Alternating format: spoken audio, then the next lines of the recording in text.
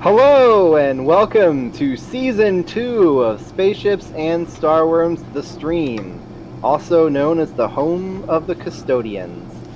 We're still working on that bit, but something Kestodians.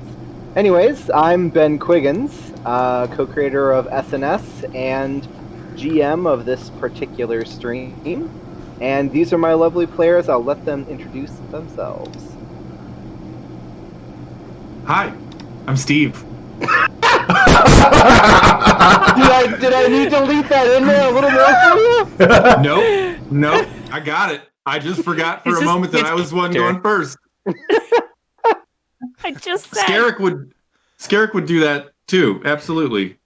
I'm playing Skerrik, the Bravash Roboticus, which you can see next to me because of Aaron's groovy graphics. Ooh. And his big robot friend Mars.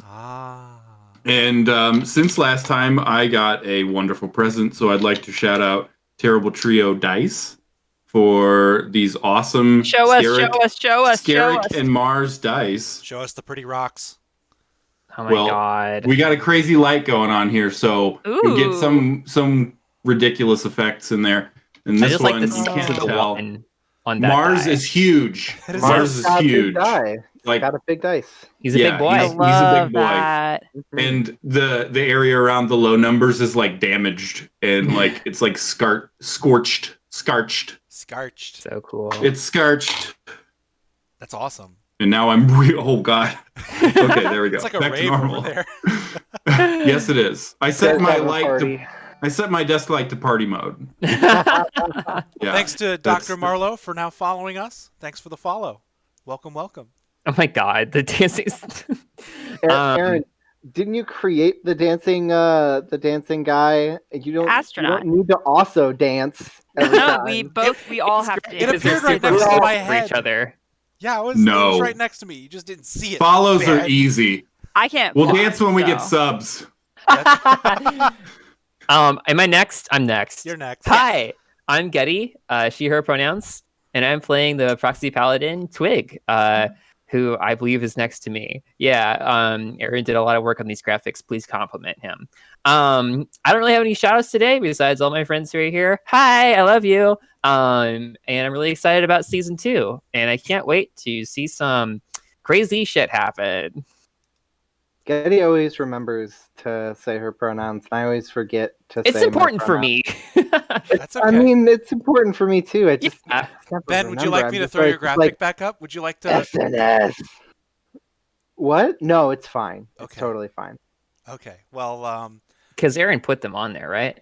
No, I didn't, but I will for next episode. I'm gonna. I think that's a fair thing to add. I'll remember to say it for the future. Yeah, it's all good. Well, I clicked the button. So, hello, I'm Aaron. I play Arrow, Fletcher Scott, Diva Bard, and I'm incredibly excited to be back for Season 2.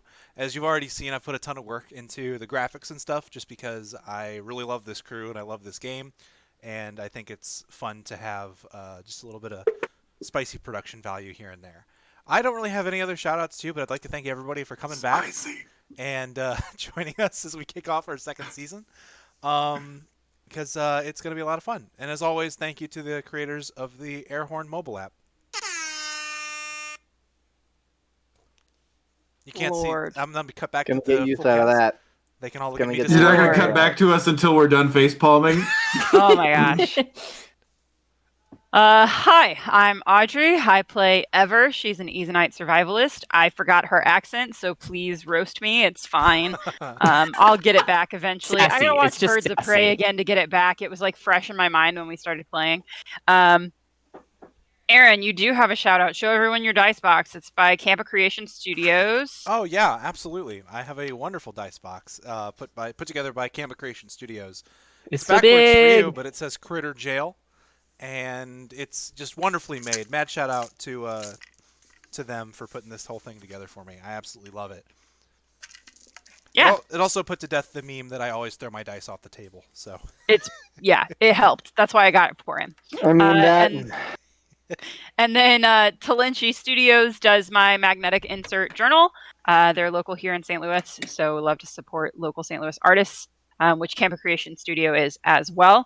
And then the only other thing that I have to shout out is Funky Games, still our fun promotional partner. We love their stuff and hope that you guys check it out. Lastly, I just wanted to say that we talked over the break between season 1 and season 2. Hope everybody had good holidays and whatnot. We are implementing safety tools, so we're going to be using the X card, which really just means that I'm going to monitor our Discord thread.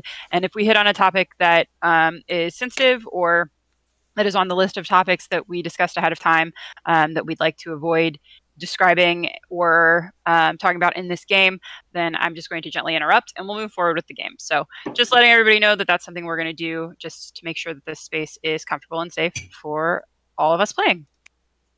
That's all I got. So it's back to you, Ben. Do you want to say your Back to pronouns me. now? They, them. There they are. Nice. But, all right. Well, I just want to reiterate what Aaron said. Thank you for everyone who's coming back from season 1. We hope we got something real. I think we got something real special for you guys. Uh-oh. So, one thing before I launch into the start, Audrey, are we doing a recap thing on YouTube? Is that? It's not up yet, but we'll have a Okay. recap of season 1. After much fun and technical difficulty with downloading and uploading the episodes from season 1, we opted to write up a recap that's going to air as a special little segment of Arrow's show. And we got it figured out now. So season 2 episodes will go up in full, but be on the lookout for that. We'll be tweeting about that, I'm sure, once that's up there. For all the work I put together in the production value of the live stream, I procrastinate on literally everything else. So Don't worry, it'll get up there. it will. The people will get episodes of Midnight Air later. That's all. Raz, no, not fully animated yet. No, I it's mean, not. no. Okay. All right. Take it away, So- Ben. So, welcome to Kestia Station, home of almost 20 million people. This O'Neill cylinder-type space station splits from its axis into 5 wings, each of which provides certain needs for the whole. Our story takes place in the 4th wing, known to the locals as the Sweeps. Here, among a packed city of buildings, underground passages, and maintenance tunnels, the poorest members of Kestia live and do their best to thrive.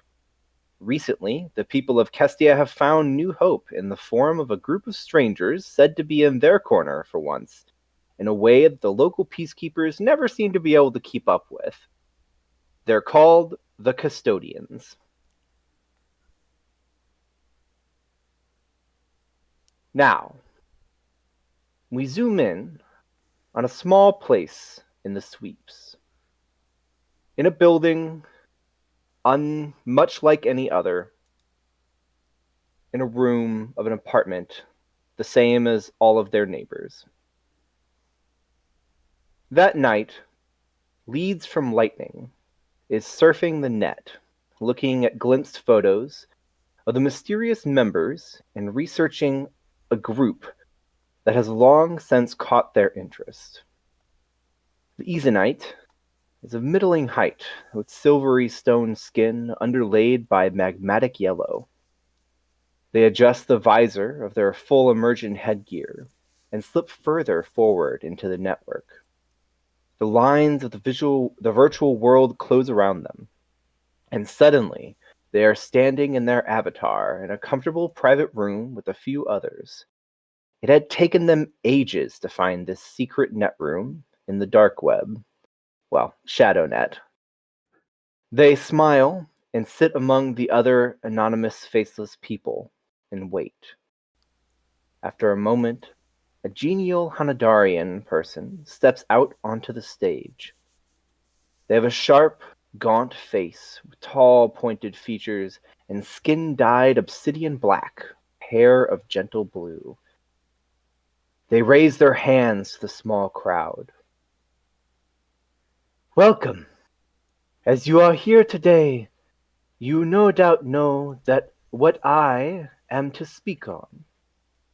I speak to you today about the nature of the brain, the consciousness, and the soul.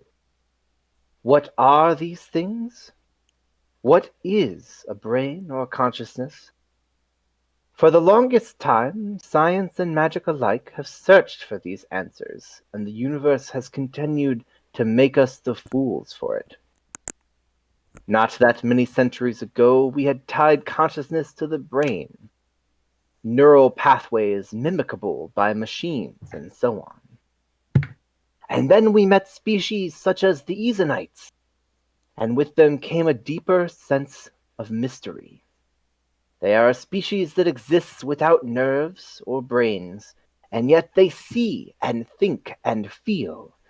They are sentient conscious beings, and in a world of biology, they defy it all. You see, the reason why is because what makes the core of a living conscious being is not a brain or biology. It is the soul, the center of life itself. And so I ask you, what is the next stage of life in this galaxy? It is not evolution of biology, but evolution of the soul. You are all here because you have been chosen to join us, an organization with one drive, to ascend our souls to the infinity of the combined galactic network in our own generation. It is the way of the future. We will all someday be minds of code on a digital network of existence, beyond all physical form. But you and I, we will strive to do it sooner rather than later. Welcome, all, to the Game Over Society. Those who believe in transcending into the network,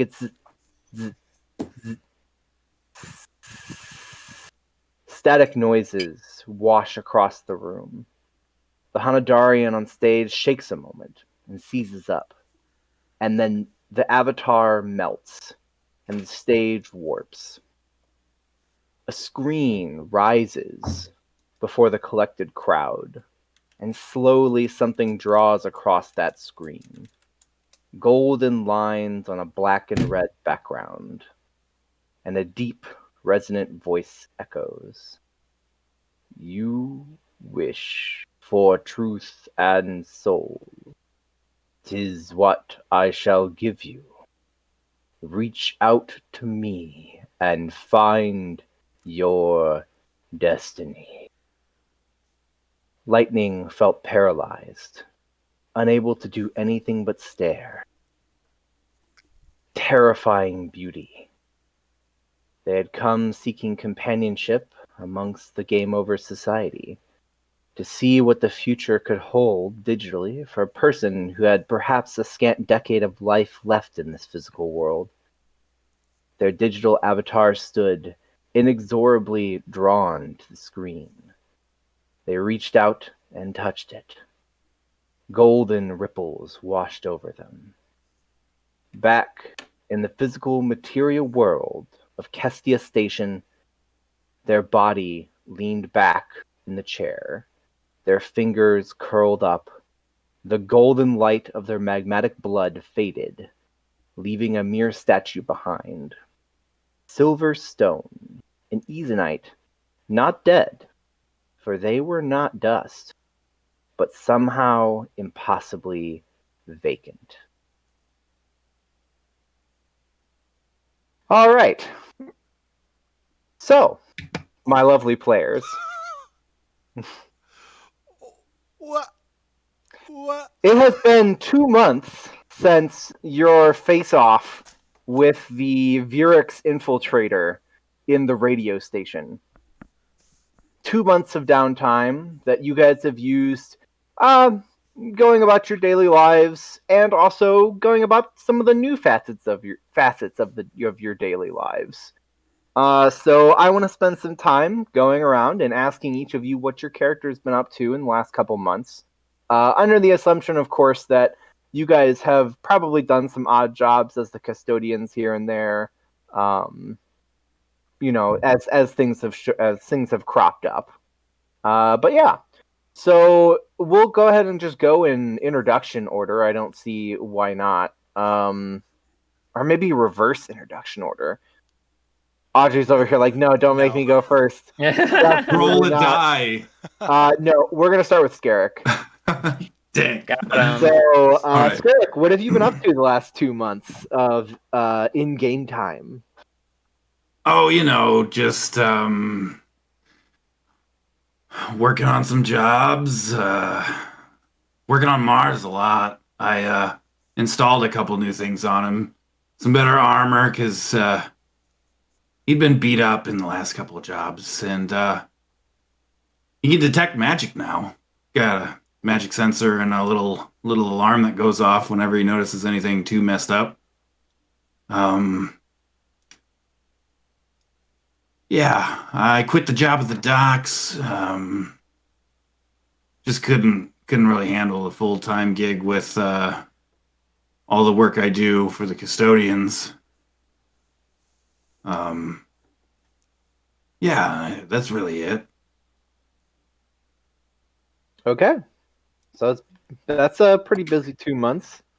What about you, Twig? What have you been up to? Twig has been busy. So you may have remembered if you watched our finale, our friend Munir. Is that how you say his name, Audrey? Munir. Munir. Yeah. Our friend Munir. I've forgotten Audrey's character name as usual. Ever's boss at the museum, who knows a lot about the Veerux, and she's kind of become friends with Munir and has learned a little bit from the archives about the Veerux and like their whole thing. And she's spent a lot of time looking around the sweeps in different parts of the station for more hints from the Eye or whatever that organization is that's making themselves known to us. It's a lot of investigative work that isn't really coming up with any conclusive leads besides really scary shit about the previous times the Veerux have invaded and killed lots of people in the past hundreds and hundreds of years. So she's stressed out more recently for obvious reasons because she doesn't believe that the threat's gone away, and still goes to her job and otherwise still tries to help out the people around the sweeps that she knows. And that's about it. Well, I think that Ben, you had this like epic introduction cutscene that we had, and immediately in my brain when you were like, "So it's been 2 months," I'm imagining like that this like really dramatic, like dark lit, like the scene you spelled out, and then you know how like movies do that thing where they start with like that dramatic sting at the beginning, and then they cut to a cheesy '80s song as the credits start to roll. That's exactly what's happening. That's exactly what's happening. Mine was cut to Skerrik at a job interview.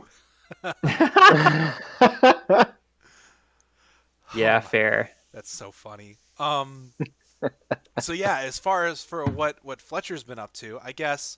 So as things shook down at the radio station, kind of like rattled everybody quite a bit, but definitely shook up Arrow's whole like living and working situation, because for a while he was just like squatting at the radio station. But when, Veerux show up and try to murder you there, it tends to make it hard to sleep.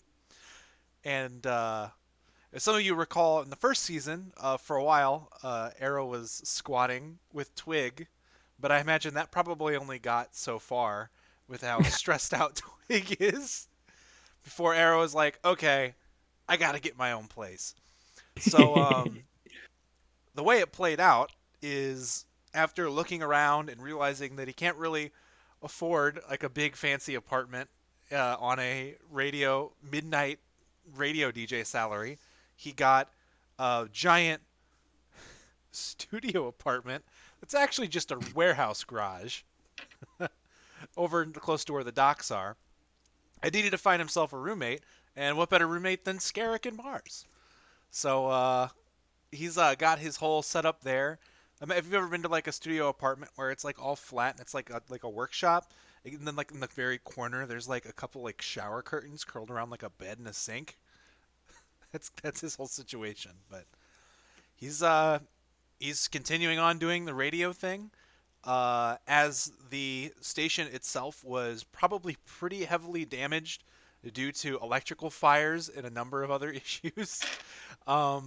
They had him set up with like a remote work setup. So he's got a corner where he's got his prized keyboard, and I'm told I should turn my mic up. Thank you, Spirit Tiger Ray in the chat for letting me know. I actually don't know if I can, so I'm just going to eat my microphone. Sweet. And hope it gets louder. But yeah, and so he's working and doing his whole thing with the radio station. Like Skerrik mentioned, he upgraded Mars to all kinds of things. Fletcher bought a new gaming chair. It floats. Hell yeah. And that's about all he has to share. Skerrik isn't jealous at all. It's totally fair. On the bright side, the two of you guys, the space that you guys picked up is large enough that you also use it for your custodian meetings, right? Yes, yeah, Isn't absolutely. it also like the base of your operations now? Yeah, or at least that's what like Fletcher's trying to pitch it as. Is like, look, we got a space. Fair. Like, come on, guys, like check it out. I found this like giant conference table in a dumpster. Don't worry, I cleaned it, but it's like our base of operations. Is this a Stole it. table? Stole it from the radio station. It's got scorch marks on it. Yeah, it's got some burn God. marks. It was written off, like the insurance covered it. It was written off as garbage for the station. So Well, Aaron's and you got a great price on your like double wide garage plus studio apartment because it's like right underneath part of the transit system, so it's just loud as fuck sometimes. well, which is Yep. fine when you have noise canceling headphones. That's right. Mm-hmm. No one's gonna spy on you here. Plus, Mars can just romp around everywhere and just walk around because That's true. who cares? It's fine. All right, Ever, what have you been up to? Out of everybody, I think that her life has changed the least because she's pretty much just continued to do the work that she was doing before. She was already an odds jobs person, so working with the custodians doesn't mess up her schedule or anything like that. Fair enough. Okay.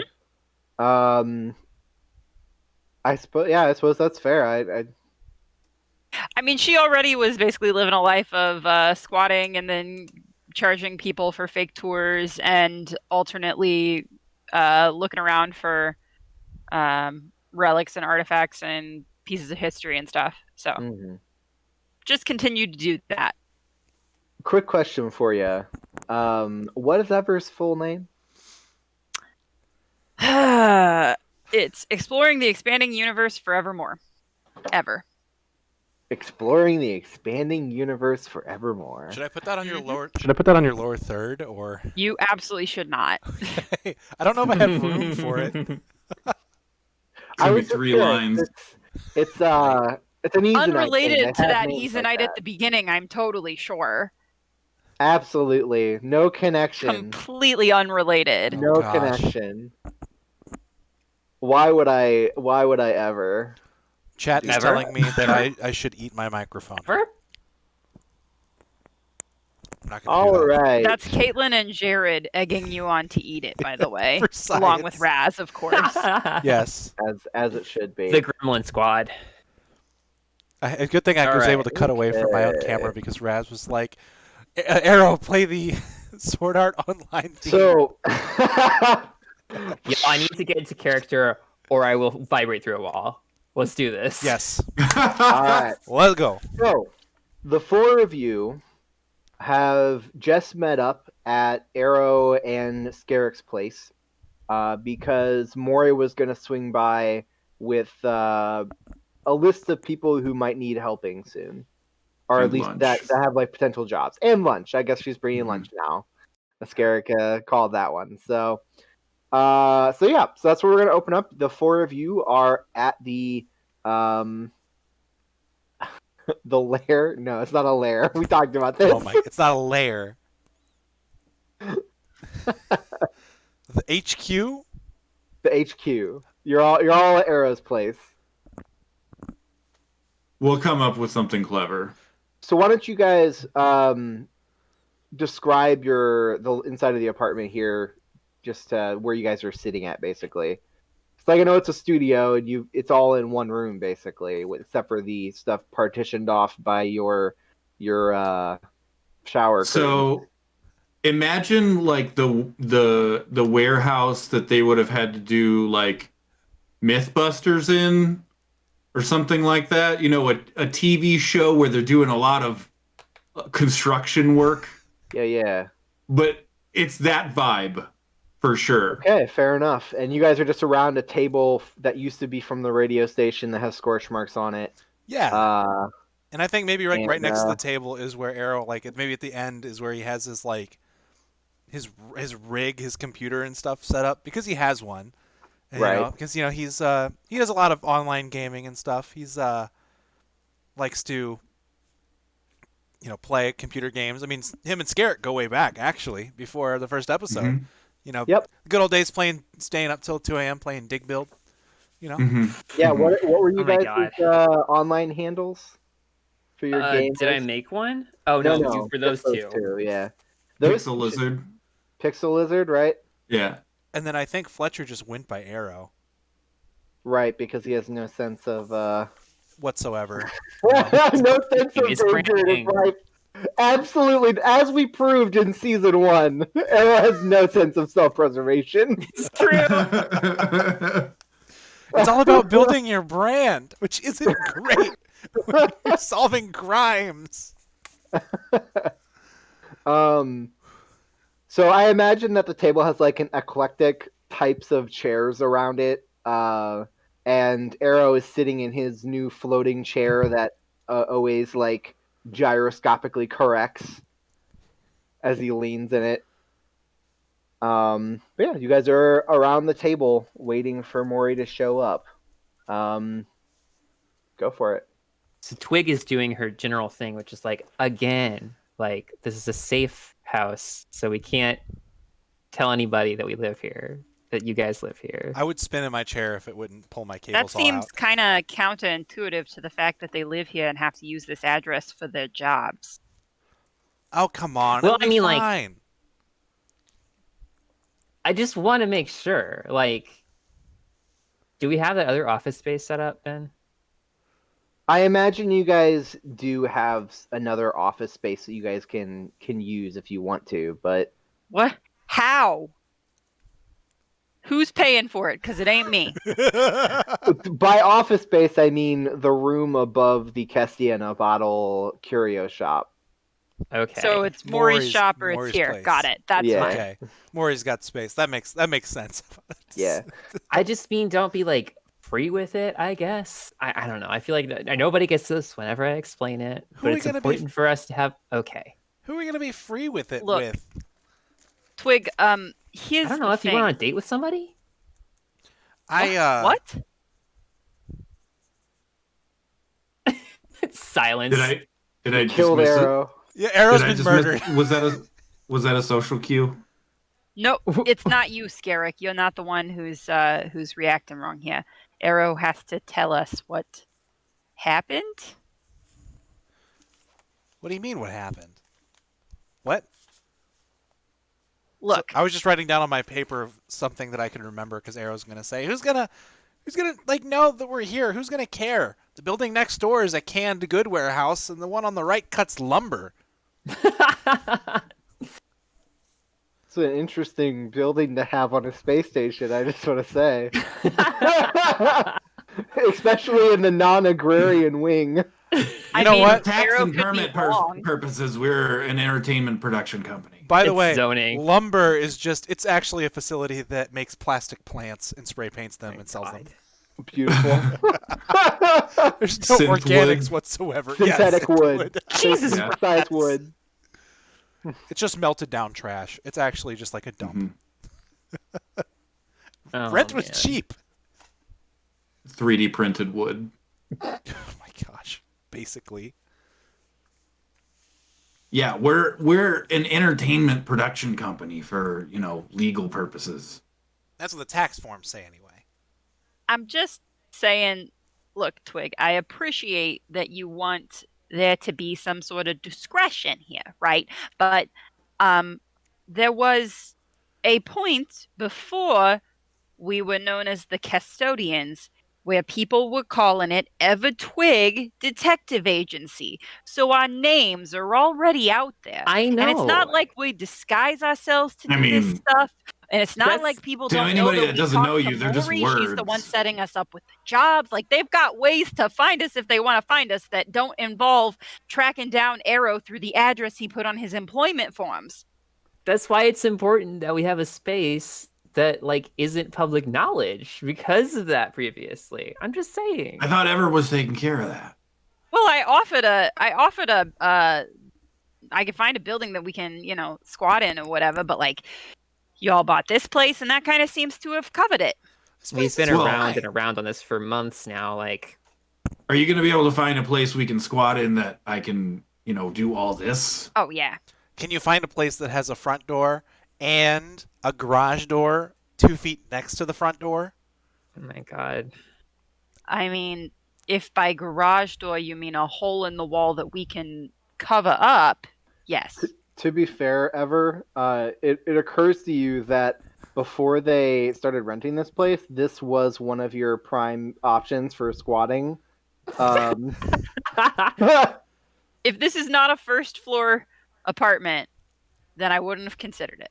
But yes. Oh, it's absolutely the only floor apartment. Okay, good. Yeah, it's like basically a busted down warehouse more than an apartment, Sure. to be honest. It really is like M6, like the Mythbusters warehouse. Yeah, got it's shelves very and, much like that. like Sure. I like to Yeah. think that maybe Arrow like pushed some of the shelves together to like make like a bunk bed hammock thing, Oh hell yeah! because like the shelves just came with the joint. The manor, the pad, the palace, the joint, the hideout, the shanty, the Skerrik lodge, the hasn't told establishment. Arrow that most of them are about to rust through. That's okay. Twig stands up from the table. And she goes over Skerrik to had her- to do. Skerrik had to do I had to do an alarming amount of patchwork on this place. It's good now, but oof. If we were on a planet, like the first wind that came by would knock this place down. Absolutely.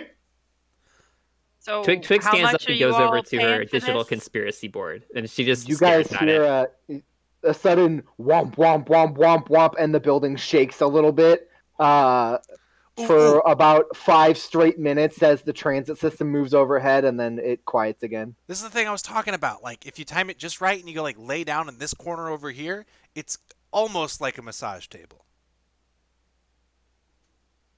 Arrow. What?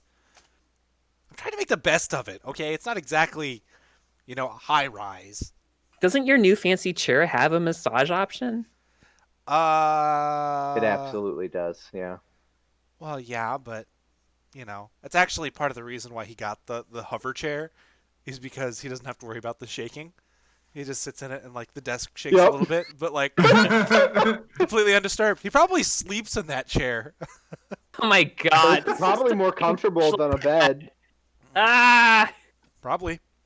He's got the hammock, but like another reason that's the way the hammock works too, is that it's Are like you telling hung up. me that a 50 credit chair is more comfortable than a mattress, assuming No. mattress sales are as No. gouged?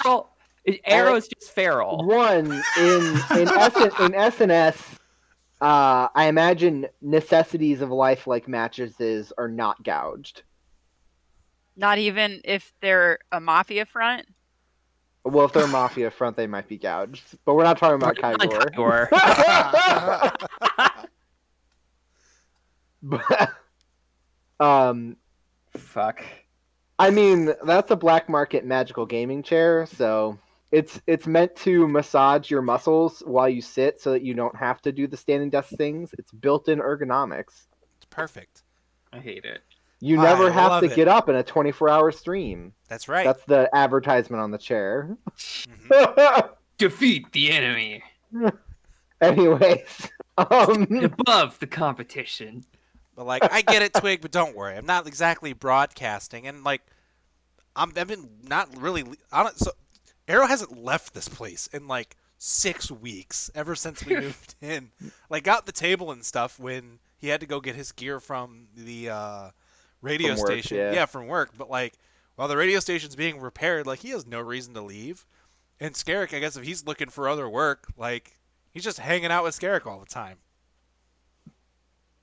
Until Skerrik maybe is like, please get the hell out of my workshop. Please stop touching my tools. Skerrik does nothing. It's Mars every time. Yeah. Steps a little too close to you, and you're like, okay. Yeah, my bad. He reaches to pick up a tool, I and just Mars don't want us to forget. grabs you it know, from like him. Yeah, we probably got people out there for us now. So yeah, you know, with the whole evil Veerux underlords being, yeah. Like, I try not to think about it too much. It really helps with my stress levels to just push all my problems under the rug and not deal with them. So, Twig pulls up a big picture of the eye logo on her digital board. okay, you've made a point. What? Ever's phone starts ringing. Go forever. Not even gonna check the Then this caller is how I ID. started season 1. This is how I'm starting season 2. Yep. Absolutely true. All right. Let's see here. Is this Forevermore? This is Eva. Right. Yes. Ever. I'm calling because, well, I'm calling on behalf of Flames.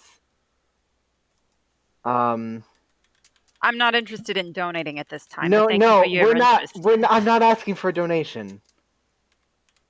Okay. You're a member of the group known as the Kestodians, correct? Eyes, Twig. Twig is. She's not like. I know that it's just a glance. Yes. Skerrik, you get a net mail while Ever is talking on the phone. Let me message it to you secretly. Oh. So many secrets. Secret. I live for secrets. I know you do. All right. Okay. So we sorry, I need to take a, well, not a breath, but you know, I need to take.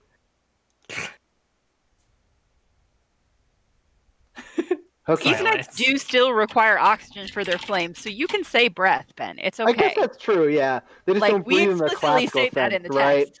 Like So they breathe oxygen, just not the same way. no lungs. Right. So you hear the crackle of fire for a second, and then, okay. Apologies. My name is Burnt Charcoal from the 7th. And you can call me Char, but I work for the local branch of Flames as a assistant. I'm sure you know our branch manager, Leads from Lightning. That is the one I spoke to, right, Ben? Yes, that's the one that you would have had to meet when you first showed up. Yeah, I met them once. Really? Only once? That seems, yeah, when I first arrived, but kind of odd. what's going on? Well,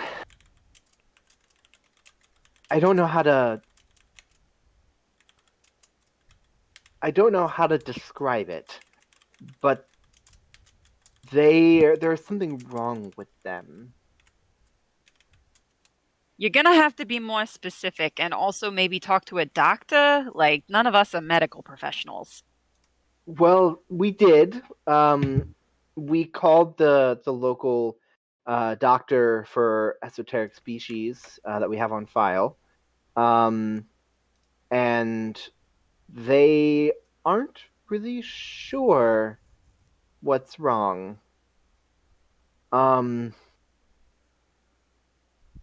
They're a statue. So they're what? Like dead? No, I don't think so. They still have life force. But what, non-responsive or? Yes, they're just laying there. They have no magmatic light. So I'm curious, Cha, what you're asking us to do. Well, I look. The Flame staff here is very small, and I am not qualified to be the branch manager. Okay, Oh. I am. I mean, I'm basically here as an intern. I've only been off Ezon for less than a year, and I was born like 2 years ago. So I don't really know what to do. I sent a message to Flames headquarters, but they haven't gotten back to me yet. And Right. Okay. Is it just you there with yeah, lightning? it's just me. Right. So when you're saying we, you're saying the royal we for the church, not we as in you're not alone with a pseudo corpse. Yes. Yes. Okay. How long has it been like this? Well, they didn't come into work this morning, and then I went to their house to find out what was going on, and they didn't answer. Um, and I have a key because sometimes I bring them breakfast and stuff. And so I went inside to see if they were okay, and I found them in their home office like that. Right. Okay. Let me run it by the others, and we will see if we can make some time to see what's going on. All right? Okay, I really appreciate it. I'm gonna be at Flames headquarters. The doctor said it was okay, uh, or said that I shouldn't move them, but that they are probably fine.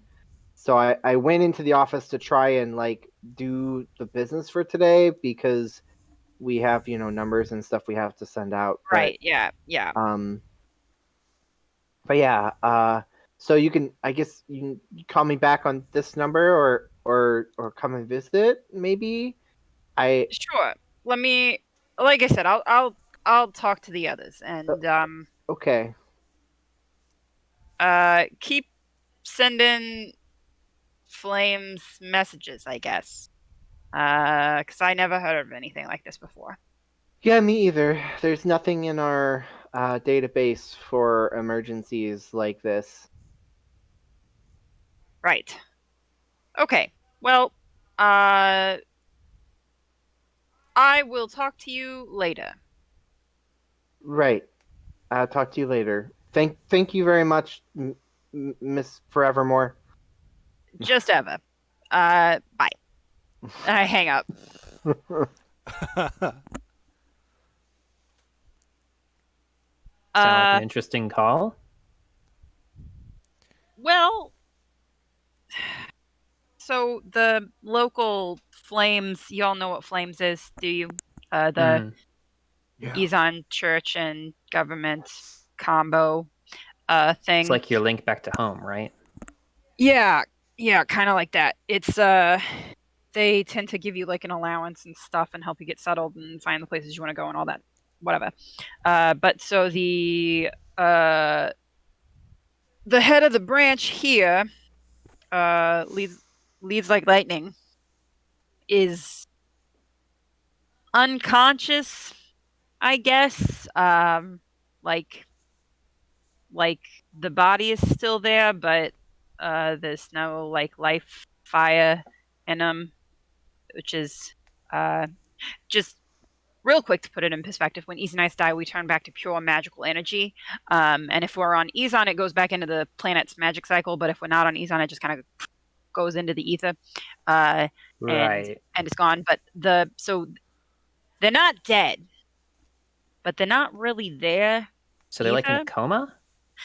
Does your species do that? No, not that I've ever heard of, and not that the assistant, which is who just called me, has ever heard of before. And there's no word from the church back on Eezon, and the doctor here doesn't know what to make of it.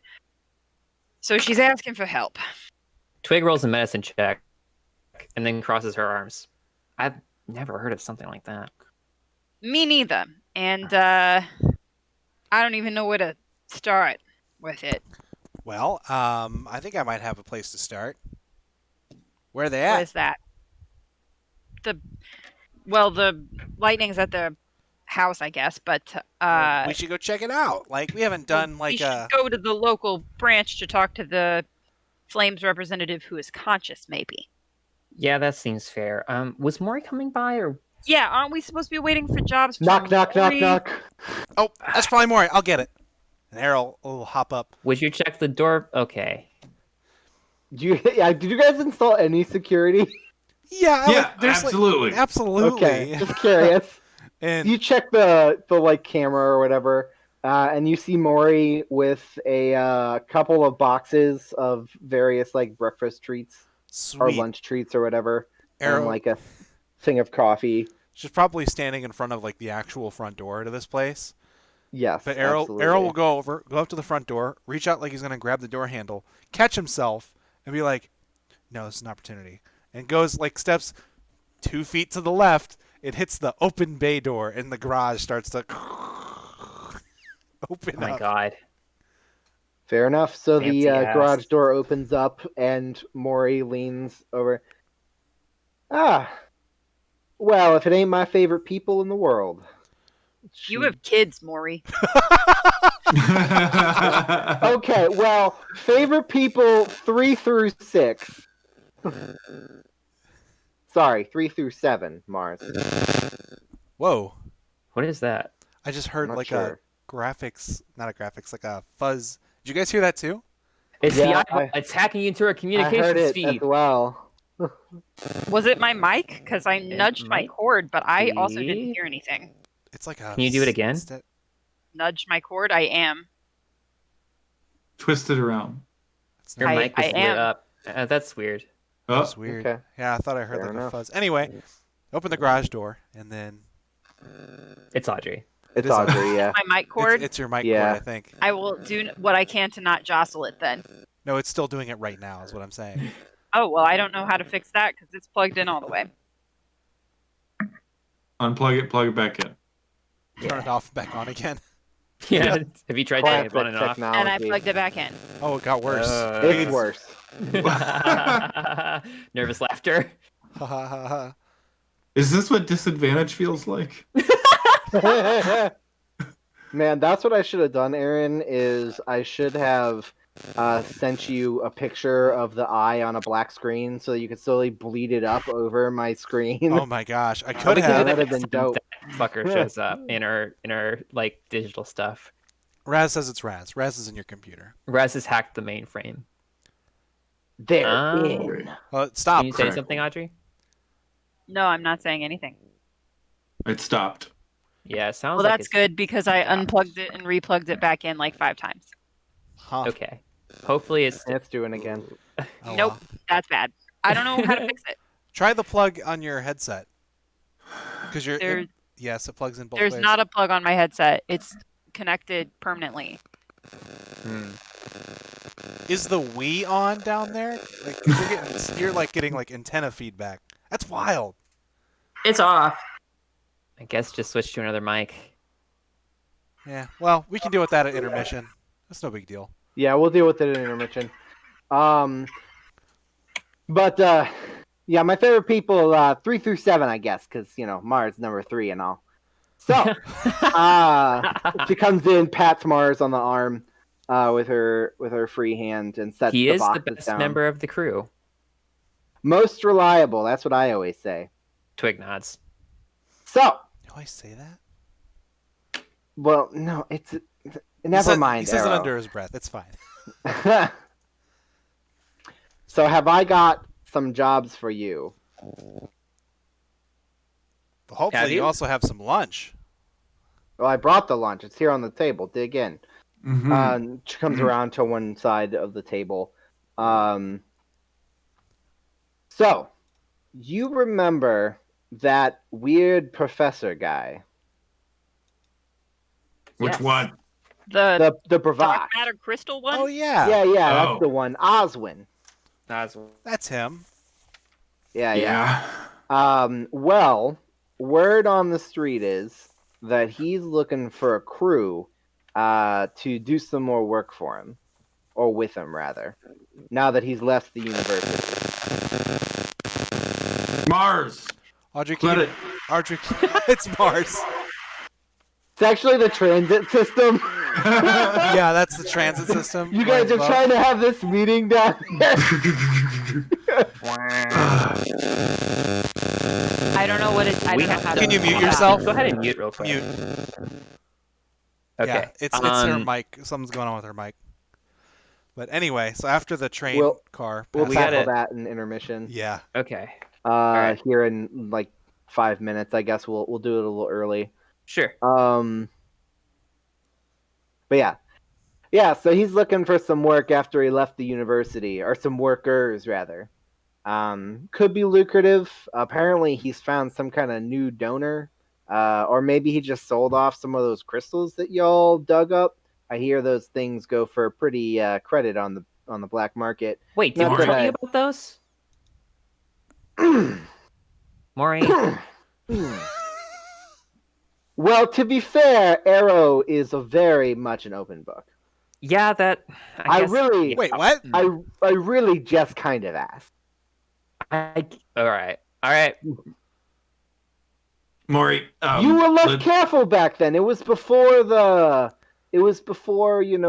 crazy guy in the radio station. Right. Maury, yeah. is this another off-station job? Maybe. I'm in. Flash is. It's just.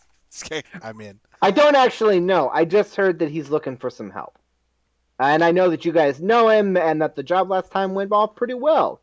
From what I heard. I'm certainly open That's fine. I'm in. to chatting with him again. Like, I would love to reconnect with the guy. For sure.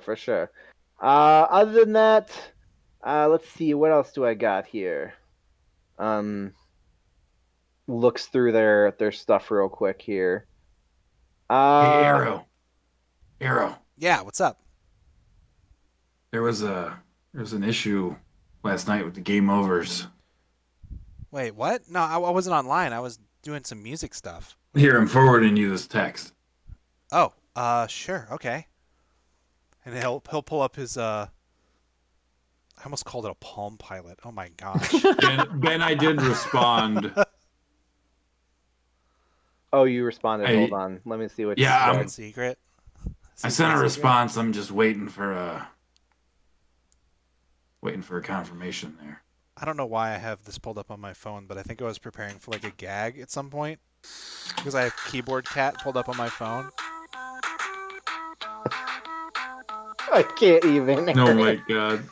Why would you do this? I don't know. Because it's content. Please don't flag us for copyright.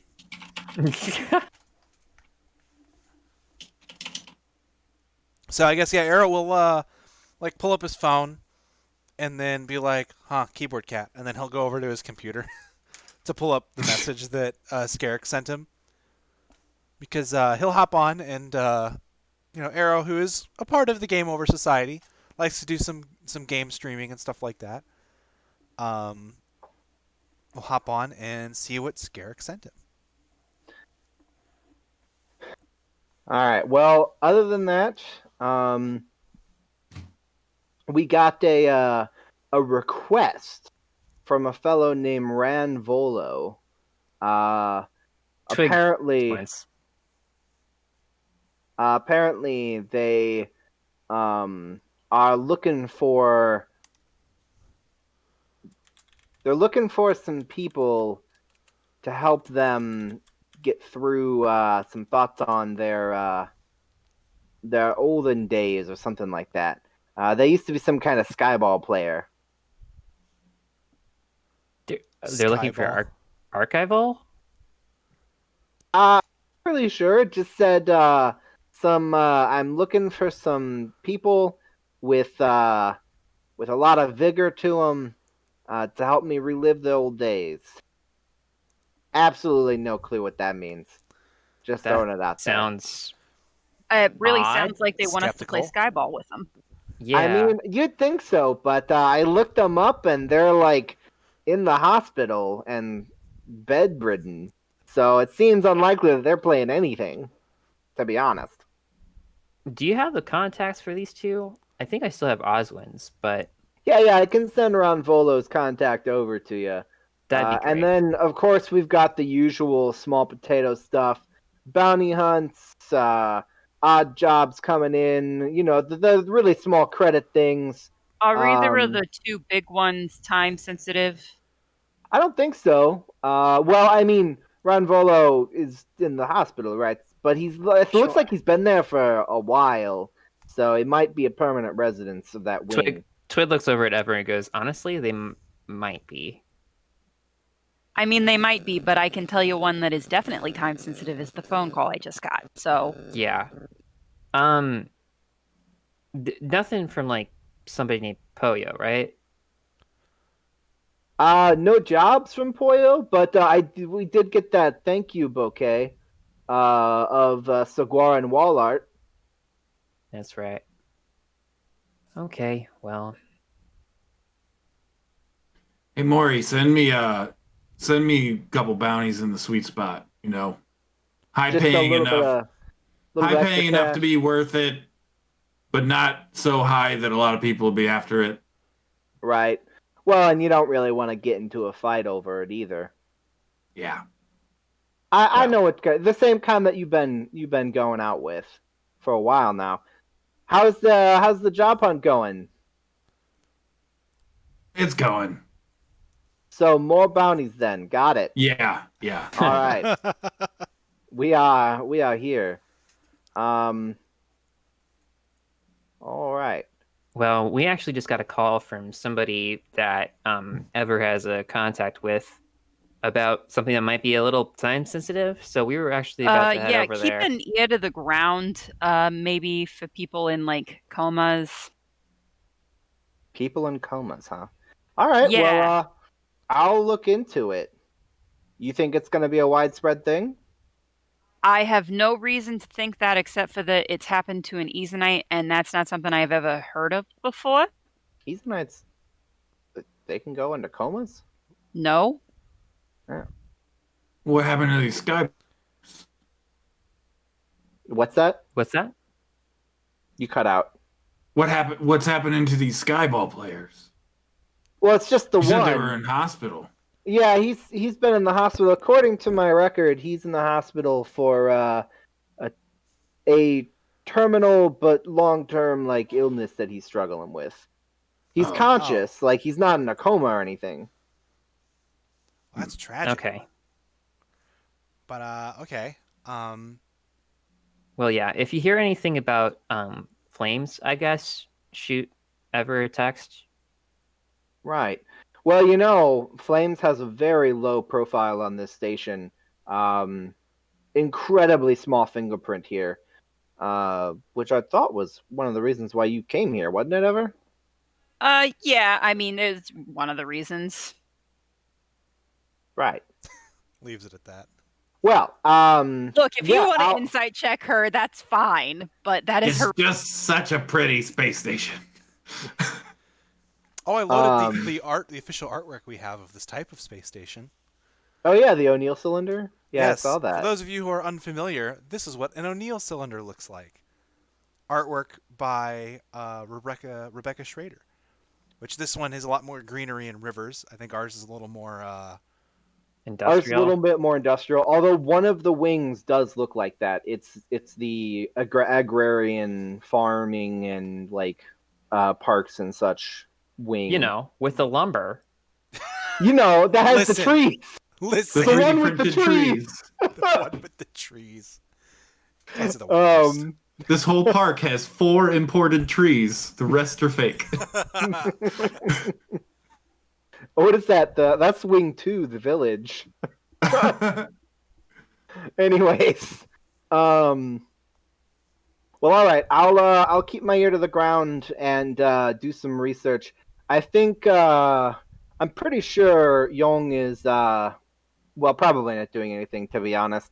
Her last little art gig kind of fell through, and I'd rather send her on some real work other than getting caught up with her usual biker gang. So best to maybe I'll send her out, help you guys out. I'm sure she'll be willing to do that if I bring up your name. Right, because we have such the high clout around here.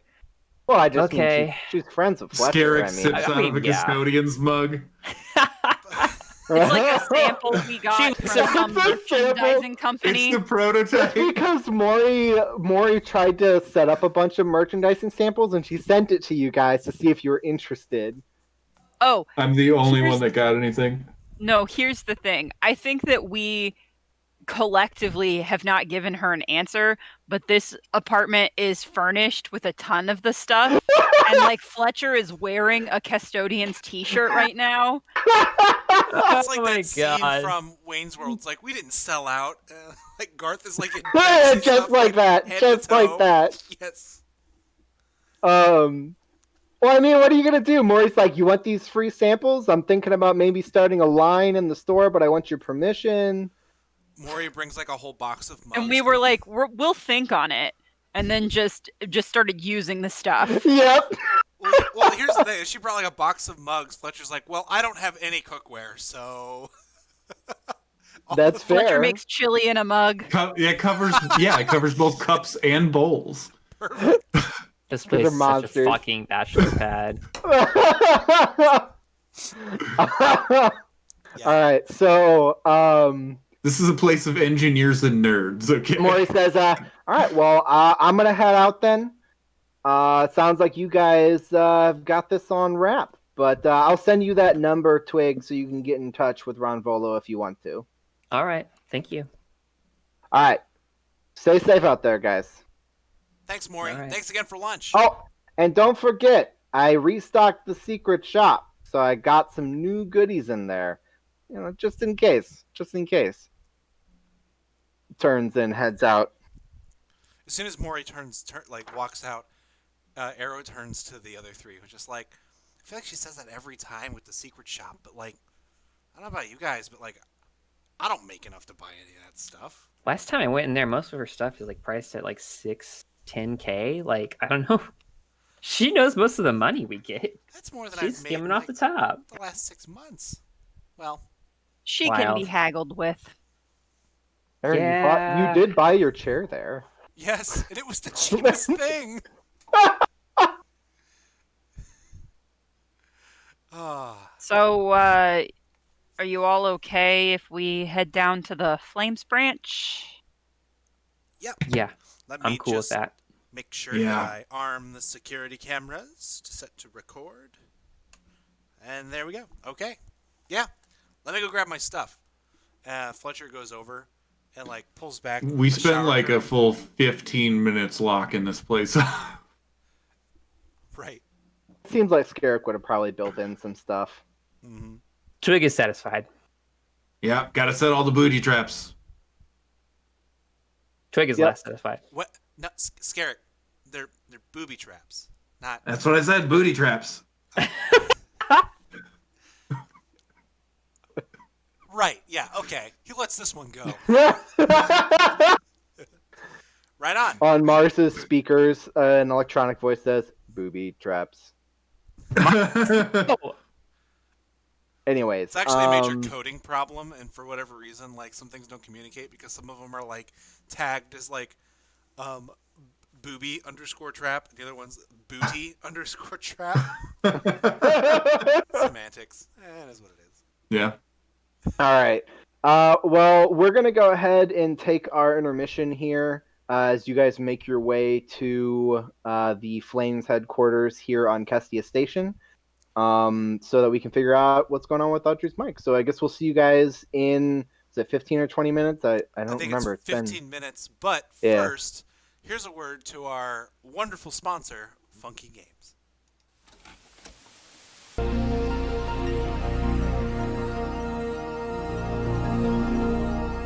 Hey you, on the couch. Are you looking for sweet video game playthroughs and content? Well, you're in luck because it's coming soon to VHS cassette. Wow. When's the last time you watched something totally awesome? Hold on to your gaming chair. Contains bonus scenes and features. Explosions, prizes, gold, victories, not victories. Funky videos are all that in a bag of chips. Booyah! Sweet!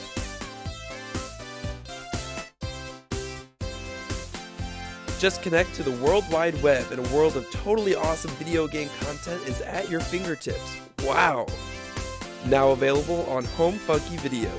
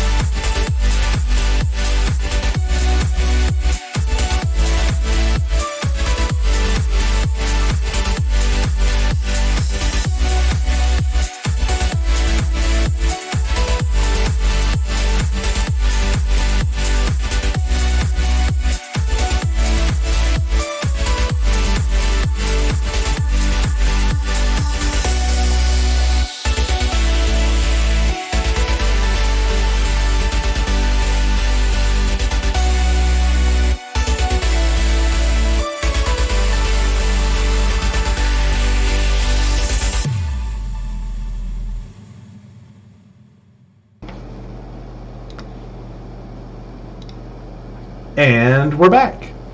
Hello! Welcome back to the Spaceships and Starwyrms stream. Where we last left off, our intrepid custodians had just figured out their next plan of action and left their new hideout slash apartment area. And It's not a hideout. We're not hiding it. It's not a hideout. No, it's HQ, right, Aaron? Is that right? Yeah, it's just like it's the hangout. Sorry, let me scroll up to the 200 different synonyms for hideout that Raz posted in the chat. Oh god. It's the bungalow, the homestead, Oh my the God. dwelling, the hole. No. Well, No! not at all. Anyway, Obviously, it's the janitor's closet. you're banned. That's actually really good. Right click, user volume all the way down. To a custodian, a supply closet is like a location. Is the supply closet not a location? It's a save point. We've used supply closets multiple times in this series. Like, We Actually, we have. Like, it's Yeah. if you think back on more it. than once. Oh, you guys were at the museum in one, huh? Yeah, the museum. There was a lot of closet time. Supply closet. Wasn't there like supplies and stuff? We went to a supply closet when we first like raided the The base. billiard place. Yeah, the base. Yeah, the that was billiard underneath place. the billiard place. Yep. But anyways, more importantly, you guys have arrived at your destination. So, in the downtown part of the sweeps is the Flames headquarter building. It is a it doesn't really stand out from other buildings too much. Although the large eclipsing black sun symbol of the Flames organization can be seen on a large neon sign that is still operational above the doorway, along with the headquarters of Flames in parentheses, or not in parentheses, but beneath it in like a plaque. But it's a pretty straightforward, like little office building, pretty small, kind of looks like one of those private hole-in-the-wall offices, shares the office complex with other offices as well, so it's not like it's even by itself, though it does take up the first floor of that particular apartment building. But yeah, the front door is unlocked, of course, because it's a public lobby. And inside, it reminds you of some of the local hotbeds, Eezonite hangouts. There's only like one or two in the sweeps because the Eezonite population here is pretty low. But so they do a lot of catering for non-Eezonites as well. But the decor in here has like a very stone vibe to it, dark charcoal colors, and then like a couple colorful accent walls. There's some large blown up pictures of Eezon and like locales on Eezon, like the ever flaming Thousand Falls of magma and such. And on the far end of the room is a small desk with a phone. It has a little plaque that says Charcoal's name and operational assistant. But Charcoal's not there. You hear them nervously talking on the phone in a side office behind that desk, and the plaque by that side office says "Leads from Lightning," which local Flames manager basically. And it's a little waiting area. There's some seating. There's of course a customary bathroom for guests if there happens to be a non-Eezonite here who needs it. But yeah. I was going to ask what an Eezonite bathroom looked like. There isn't one. There isn't It's one. like an air venting thing. Yeah, it came with the area that they bought, and they were like, well, I guess if a non-Eezonite really wants to use the restroom. Yeah. It's against the leasing. It's against the leasing conditions for them to tear it out. Yeah, basically. 'Cause the plumbing's there. It's a I'll go coding over thing. to this Gotta office code it. doorway. There's a Where- warning on the bathroom door. It says, "Warning: water closet." I'm a gonna good use warning. it. That is the I'm gonna worst use pun. it, assuming it to be glorious because it's never used by the Eezonite. I mean, that's a fair assumption. Yeah, I mean it's pristine. Yeah, using it. Well, I'm gonna go to the doorway of the office that Char is on the phone in, I guess. Yeah. Kind of peek my head in. No, you don't understand. It's like they're in a coma or something. No, I know that Eezonites don't go. I know that's not a thing, but that's what it's like. I'm trying to. No, I can't put them on the phone. I'm telling. No, there's I gestured there's a- I nobody else in gestured a- charge here. I gesture to Char. I'll call you back. I'll call you back. Okay. I'll call. No. I'll hangs up. Oh my god, poor girl. Onto the Oh, desk. gosh. Sounded like Pure it went anxiety. terribly. So charcoal or char is like a dusky, like onyx colored stone Eezonite that has that. You know when charcoal it gets like super heated and has that gray like embery burning color, like that's what her flames look like, and she just is like face first on the desk. Says, "Thank you for coming." Yeah. Who was that on the phone? Sounded like a terrible time. It was one of the Flames representatives from the nearest station to here. One of the Right. managers. I was trying to explain what's going on, and they just kept arguing with me like I didn't know what I was talking about. Yeah, they can be that way. Well, it's just frustrating because, yeah, I'm 2 years old, but that doesn't mean I don't know what I'm seeing. Right. It doesn't mean you don't know what you're talking about. You're the one who's here. Right? Right. Well, if it makes you feel any better, I'm 25, and people still assume I don't know what I'm talking about. So You don't know what you're talking about, Arrow. Looks at Twig. Looks at- looks at you too. We don't comment on it. To be fair, I mean, I think it's different for biological folks. It really Ben, is. As a GM, can you remind us how what's the lifespan of Eezonites? Yeah, so a little bit of Eezonite lore for you. So Eezonites are born fully formed at the whatever size they're going to spend the rest of their life as. mad thanks to Jam Master Radical for giving us a follow. I'm told that I'm not allowed to dance next to the astronaut anymore. So. No, you have to. You have to. You It's have No, to. that's for subscribers, remember? Legal. We don't have subscribers. We Get subs. we don't do that here. We don't do that here. Anyways, so Eezonites are born essentially fully fledged adults.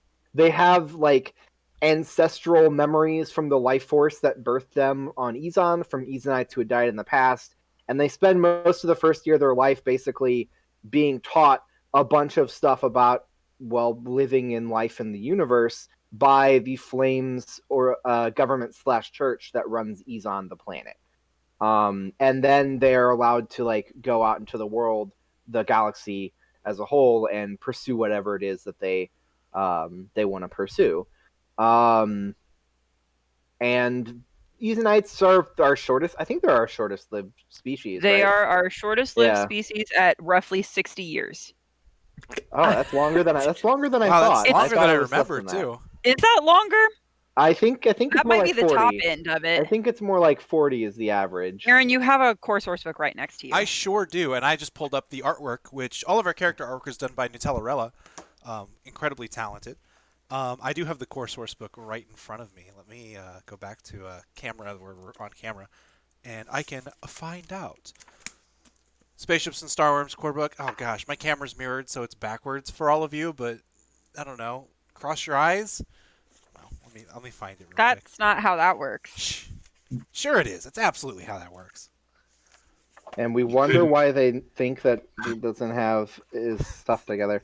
30 to 50 years. is 30 how to long they 50. live. Okay, so Yeah, 30 to top end 50. is 50 then. Yep. Yeah. Which So. means Ever is theoretically in the back half of her life. Yep. She's been around the block a few times. She's 19, in case you're wondering. I don't know why I'm still looking it up. You literally just said it.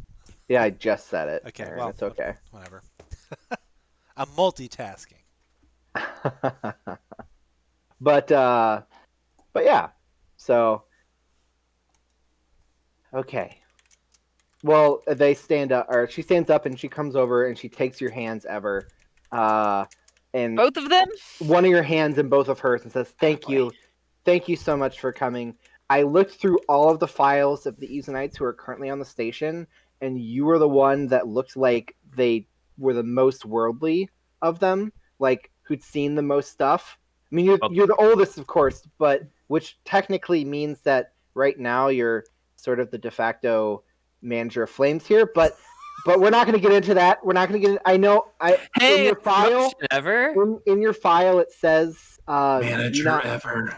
It says only leave messages on voicemail, only call at certain times. Yes, that's correct. So I'm sorry. I'm really sorry in advance. But This was an emergency, so that is okay. That is all right. Okay, good. But yeah, so I mean, like I said, the others, they just haven't been around the galaxy as much as you have. Well, not to be majorly disappointing or anything like that, but I've never heard of or seen anything like this before. Well, I don't think anybody has, so we're pretty much on the same page there. Yeah, basically. Right. So why don't you give me an idea of what lightning, who lightning associates with, what they do on a regular basis, anything that they might have been doing last night or yesterday after you last saw them before they became okay comatose. Yeah. Right. So I mean, lightning is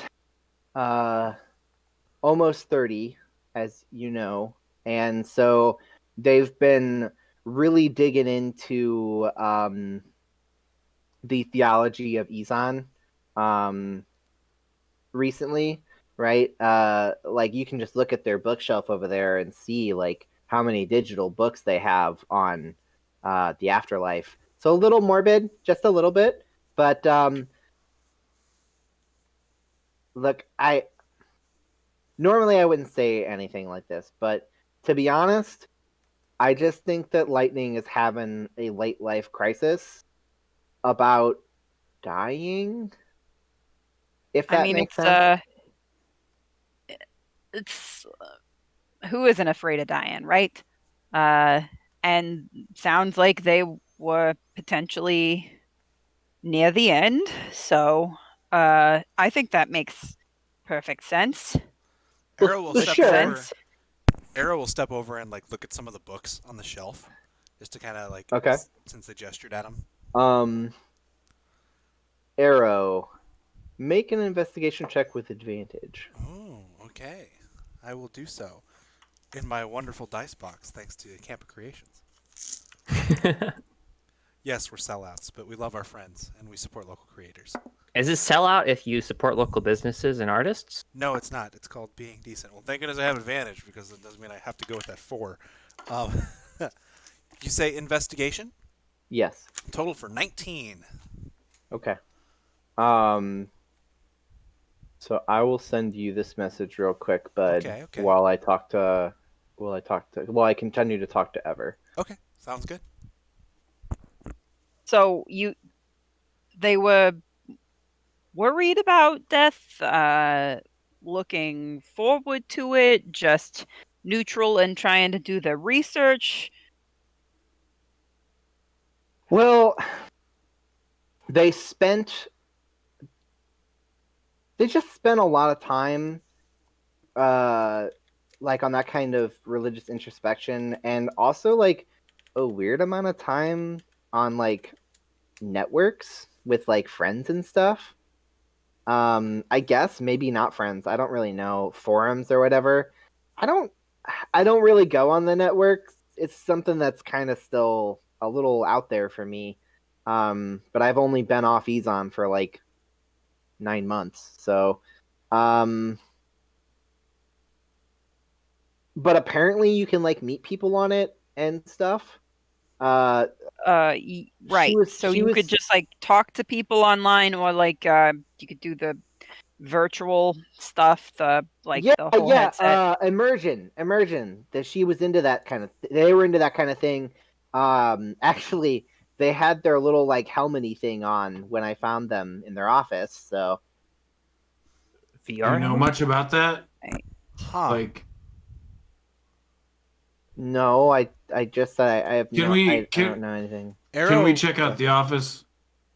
Yeah, Arrow pulls a Uh, book off the shelf. Like, Sorry, go ahead, Skerrik. free to just poke around. Oh, yeah. I mean, I can take you to her home. Sure. Yeah, totally. I mean, at this point, um, the next person who should be in charge is they don't believe anything I'm telling them. So yeah. Well, hold on. So Ever, as Ever. like leader of the Flames now, No, I am not. That do would we be have Shaw permission here. to poke around Well, Look, if Lightning's? Shaw says it's okay, then yeah, look around the office. But maybe we go to Lightning's apartment and check that out. And because You have my permission. Lightning did the immersion stuff at home, not here at the office. Is that right? Okay, well, Yeah, it's against office policy to do immersion networking. Right. So we should go to Lightning's apartment then. Sure, I don't want to tell you to like how to run your stuff, but is this something the other embassies can help with? Like we're in like shoot, I forget which space we're in. You guys are in core space. Yeah, but you guys the are station is in controlled by GC The typically in the GC. core. Like, GC. Yeah. is this something that GC can help with? Because you're kind of on your own here. I can't imagine. That's how just Flames want one prefers it. All right. Eezonite diplomat. business is Eezonite business is kind of the thing. Not that GC wouldn't be interested, and not that they couldn't help, but it's not going to sound any better to Char's next boss if the GC is contacting them about what happens here versus I'm Char just saying herself it's just kind of an contacting them. emergency, right? Like, I guess yeah, it's how Well- Flames does business, but I Well, mean, Char, you can. I put in a report with the peacekeepers. But reports that come through Flames often get forwarded to the Flame-specific embassy section of the peacekeepers on the Axis, and then that goes through to our special representatives. And so, yeah, they haven't, like, they've secured the scene, but they haven't done very much yet with it. right. Hey, Okay. Skerrik, come over and check us out. So Yeah, what's up? you said that they were really interested in online stuff. There's a lot of publications here put out by the Game Over Society. Like, check this one out. Like, you probably recognize some of these. A lot of stuff that's about like It's just a copy of Control Alt Delete. A What? printed copy of Control Alt Delete. yes, How dare. so rude.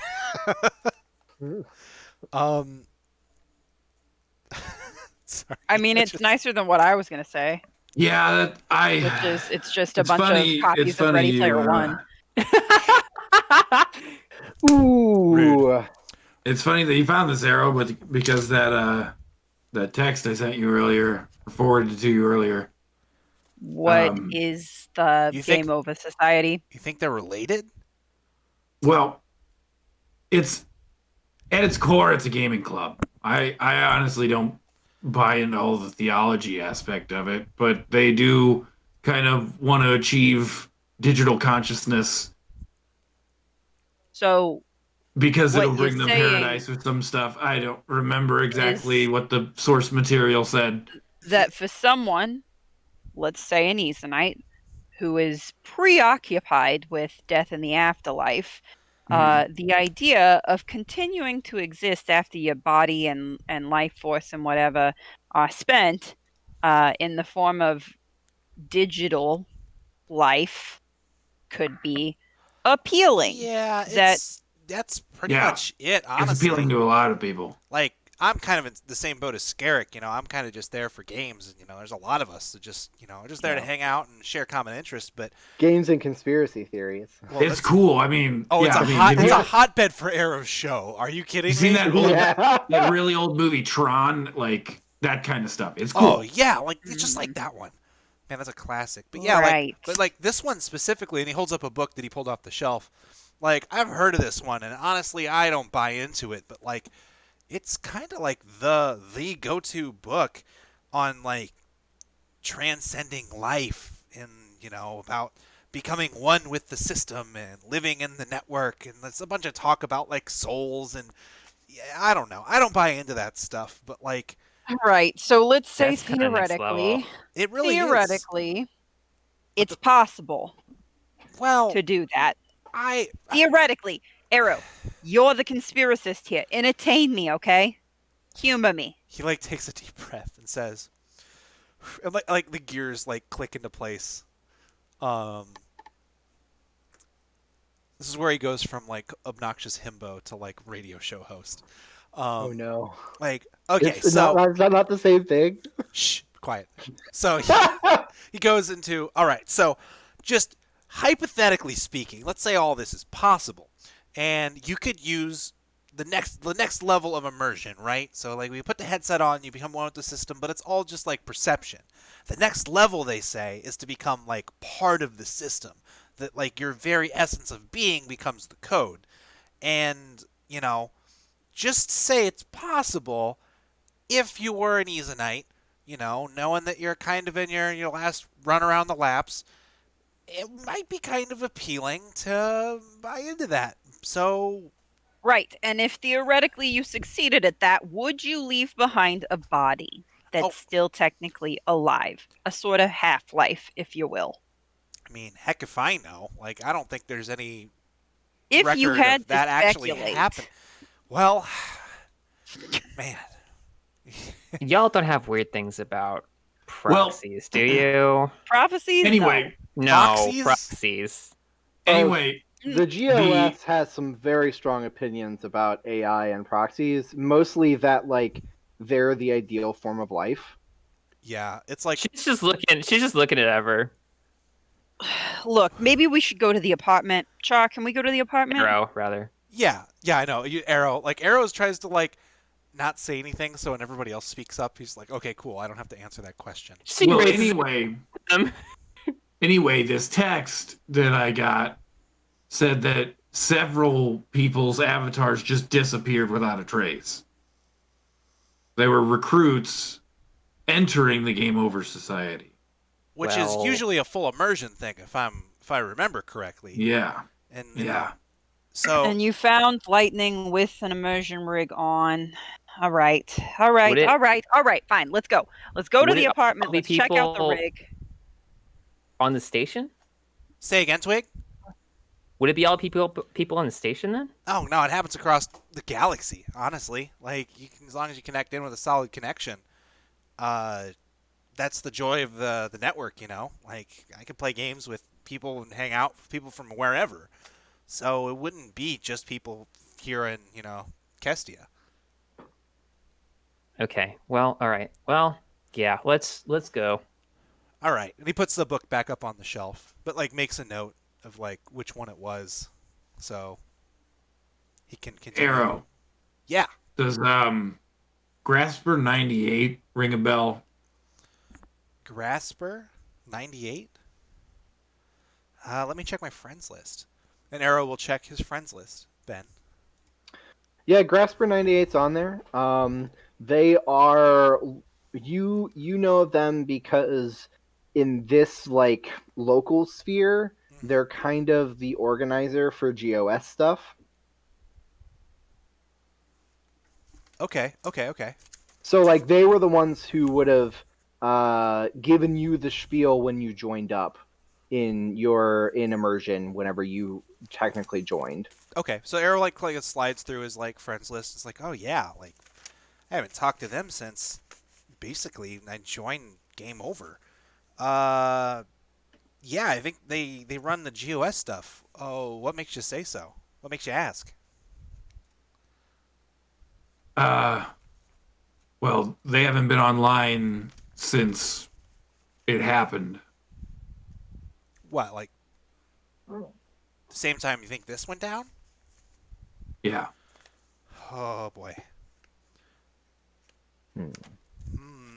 I guess at that, Arrow will organize his friends list to see if anybody else on his friends list is like went offline the exact same amount of time. It's like offline since whenever. Nope, just Grasper 98. Okay. Nobody else on your friends list. Okay, huh.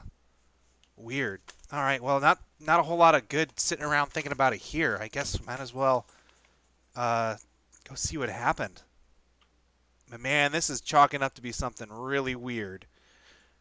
You know, I'm all for talking about conspiracy theories, but to think somebody actually transcended to be a part of the network, that's some big stuff. It's all just speculation right now. Let's go see Lightning. Right. Yeah. Yeah. Okay. Well, I will. Let me get the. Let me get the hover car ready, and we can just fly over there real quick. Sure. Oh, you have a car? Well, it's the company car, yeah. Is Mars with us? Is Mars outside? That's what I thought. Absolutely. Well, is it a truck? I mean, it's an SUV. It's got like a hatchback opening. Do you have to move something? Yeah. Well, Arrow like looks. Skerrik has a robot. It's very big. His name is Moss. Oh, that should be fine. It's the finest in Eezonite engineering. Oh, okay then. Well. And they head to the back. I'll meet you out front, okay? And I just want to say thank you. Thank you so much, Forevermore, Miss Forevermore. Does she look like she's gonna hug me? Yes, she's coming in for a hug. God, I will let it happen. Little fiery tears spark out I'll of her hug eyes. her back. They're magma tears, Ben. Twig Yes, looks satisfied. Little magma tears. Okay. Takes a breath. Fire crackles for a second, and they head to the garage connected to the office. Okay. After the hug goes, Well, go ahead. No, you say it. You're gonna hate what I have to say. Arrow says, Say it. after you, gosh, I already forgot your full name. Dang it. Ha! Evermore? Ha! After you, Forevermore. Arrow, I can snap you in half and you know it. Okay, yeah, I'll go. I guess I won't start calling you boss then. Please don't. Would you like to know how Boss many lady. grenades I'm carrying? Madam Director. Grenade lady. Okay, I like that one actually, Skerrik. You have permission, and you alone have permission to call me Grenade No, Lady. do not call Yay. ever Grenade Lady. We're going to get in trouble with the peacekeepers. I walk out to the garage. If you think Olive Tasca doesn't know that I own grenades, then you are dead wrong. He's the most corrupt cop in this city, and you know it. And He's Simul- the only cop in the city. simultaneously the least corrupted too. Yeah, it's whack. He's Look, the only cop in this city. So it's canon. I thought about this during the He's the only in-between one to season find break. the sweeps. Is that Olive Tasker has like 4 other people under his command, and those 5 individuals have to deal with the entire sweeps. That's why it's always Olive showing up.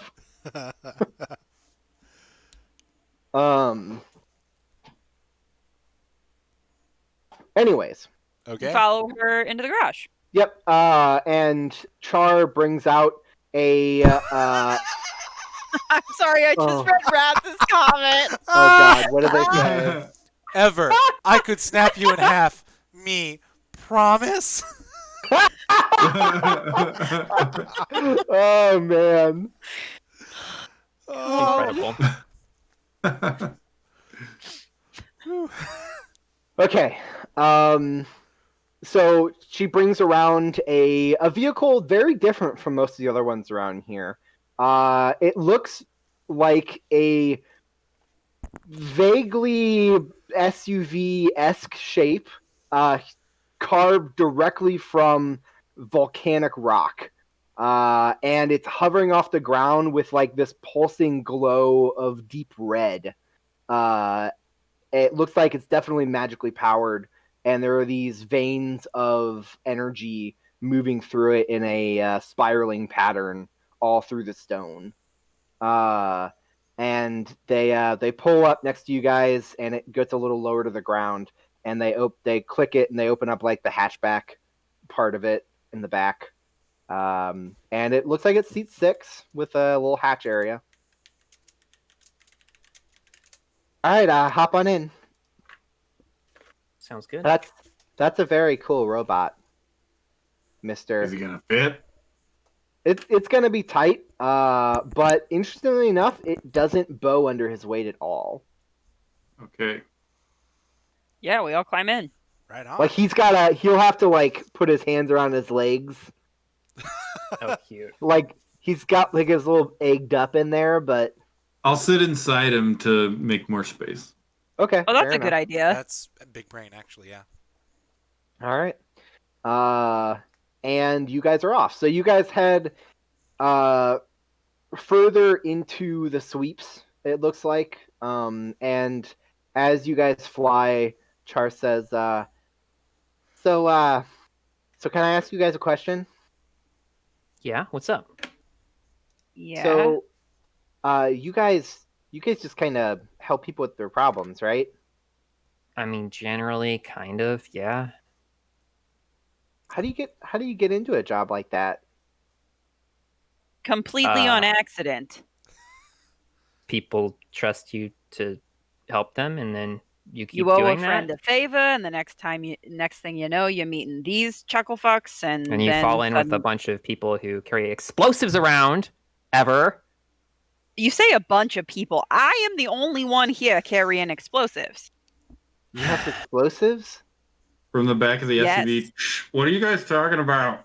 Explosives are my favorite. Oh my! Oh, I'll have to show you later. I haven't Twig, really. cover your ears. Twig, haven't- turn off your sensors to your hearing sensors. I literally haven't- cannot do that. haven't seen an explosive show since I left Eezon. They're illegal on the station for a reason. We The don't whole do- plating, like, okay. We don't do that kind of job. Side eyes. Why are over, you asking? Are you mostly. looking to get into the field? Well, so most of the time when we are on Eezon at the start, we're just kind of learning stuff and trying to figure out like something we want to do, because we just kind of jump into it, right? Or we're supposed to.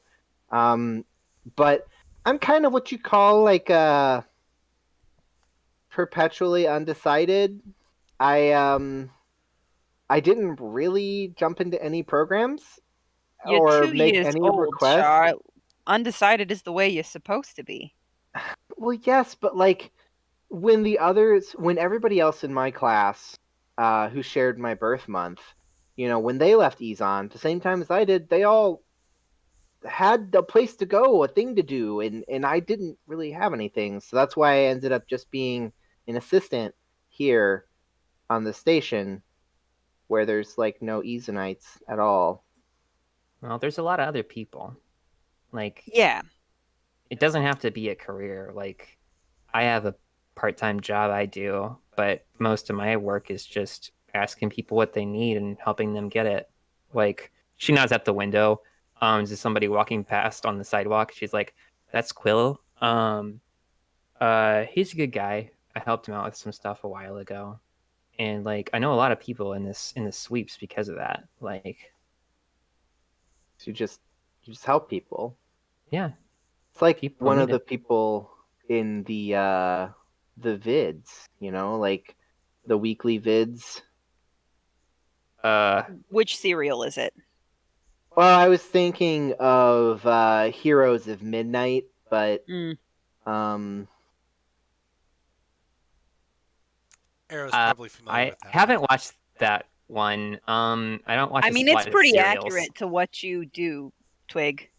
Minus I- the mask and cape and heroic jumping off guess. buildings and not breaking your knees. there's so there many isn't really building a jumps. lot of that So many building necessary. jumps.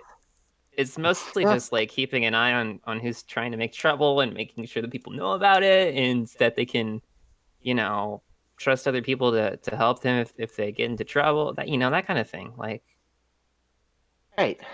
I guess that's fair. I lean over and I say, she is really good in a firefight, though. you gotta pretend I didn't hear that. I heard it. I have told you to special turn off ears. your hearing senses, okay? you guys just seem really cool. This is the Well, best. This is it's the not- best moment of the day for Arrow.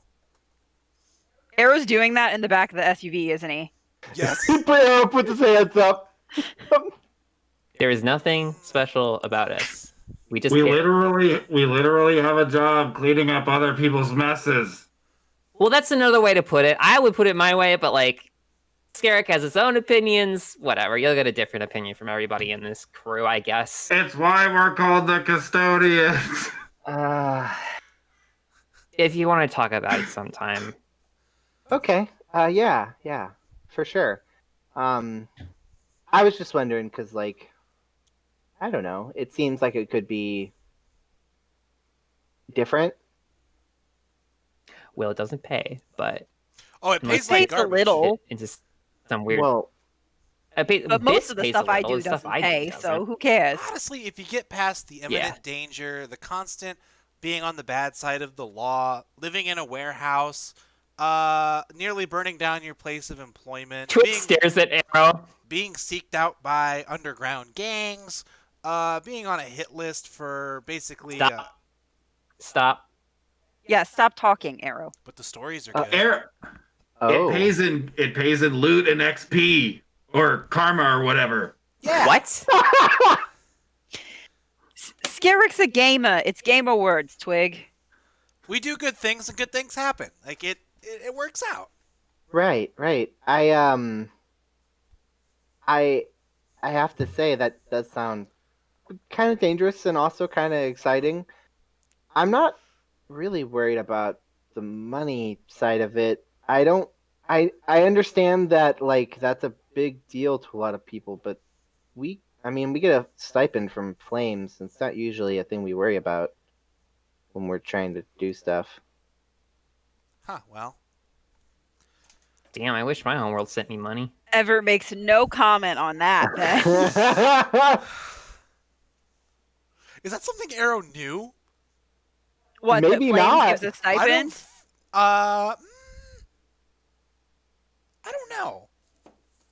I don't know if you Roll a history Let's check. roll a history check. Let's see if find Yeah. out. Well, that's a 2. So that's news Yeah. to Arrow. You had no idea that every You lived your Eezonite whole gets a life on this stipend. station, and there's a very small Very Eezonite small population. Eezonite population. Yeah. So yeah, it makes sense. So, Yep. So Arrow just learned that every Eezonite gets a stipend Hey, from you guys are Flames. getting paid. Wait, you guys are getting paid? To steal Morgan's line in the chat there. Yeah, but huh. Well, I mean, if it's something you want to get into, just I don't know, try to help people, I guess. Alternatively, we can talk about it later after we figure out what's going on here. Oh yeah, we have Do to I- figure out the do I- murder coma thing. Do I buy the grenades before or after? You no, don't buy we'll- grenades. look, Twig is going to tell you never to buy explosives. I, however, will give you my comm number, and we can talk about it at a time when Twig is not present. Okay. I like to imagine She stares out the that window. Ever is like sitting in the front seat of this whole thing, and Yeah, after she Ever's in says the that, front. Arrow like leans forward into the front seat, like from the mid, and like, why does the new person get to know about the grenade vendor before I do? Well, first of all, you didn't ask. And second of all, I am worried that you are going to lose fingers if I show you where I get my grenades. Okay, so first of all, if I was to lose, I can't actually like stops for a moment. Like, you know what? I'm good. I'm okay. It's fine. And like sits back down. You're doing fine with the magic stuff, Arrow. Just stick with that. Magic is pretty helpful. Yeah.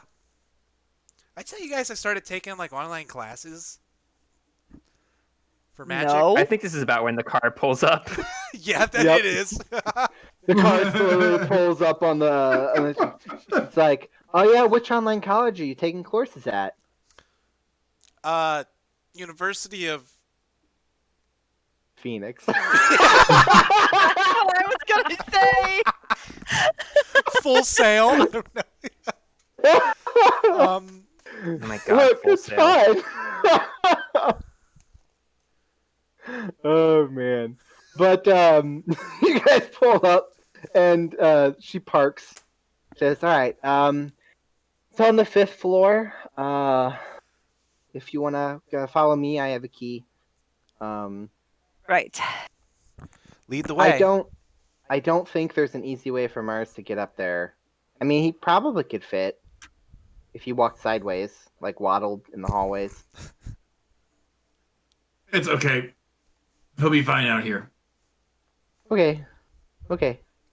I'll get out, put Mars in sentry mode. Okay.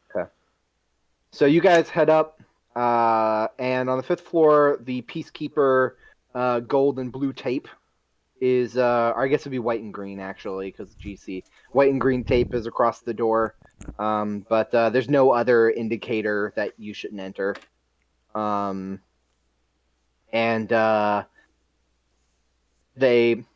She like swipes an ID, and there's a click, and then she pushes the door open, and like gets in underneath the tape and steps inside. I follow her. Yep. The apartment is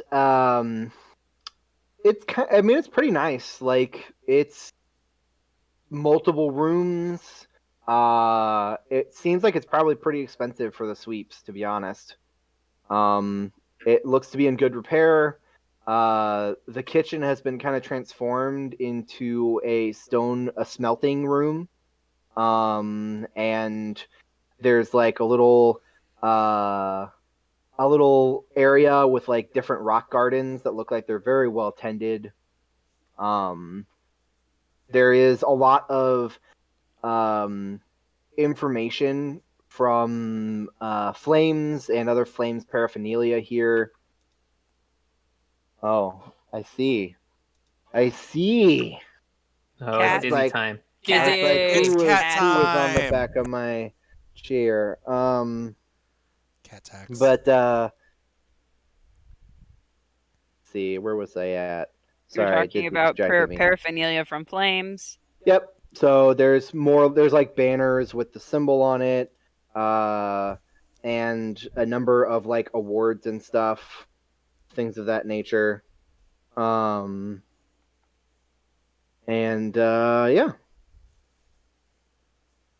Char says, okay, so this is the main room. Then she has like her back rooms and her workroom and stuff, and then her office. Are you using they them or she her for Is Sorry, or is it both? It's either, Okay. but I'm trying to stick with they, because Cool. Char is using she, She. so I want to separate the. Yeah. But- Makes sense. Yep. Where are they? Is it the Can I help office? you? Yeah, they're in the office. Okay. Let's Twigs. start there then. Yeah. Twig walks over to that door. I think, yeah, follow.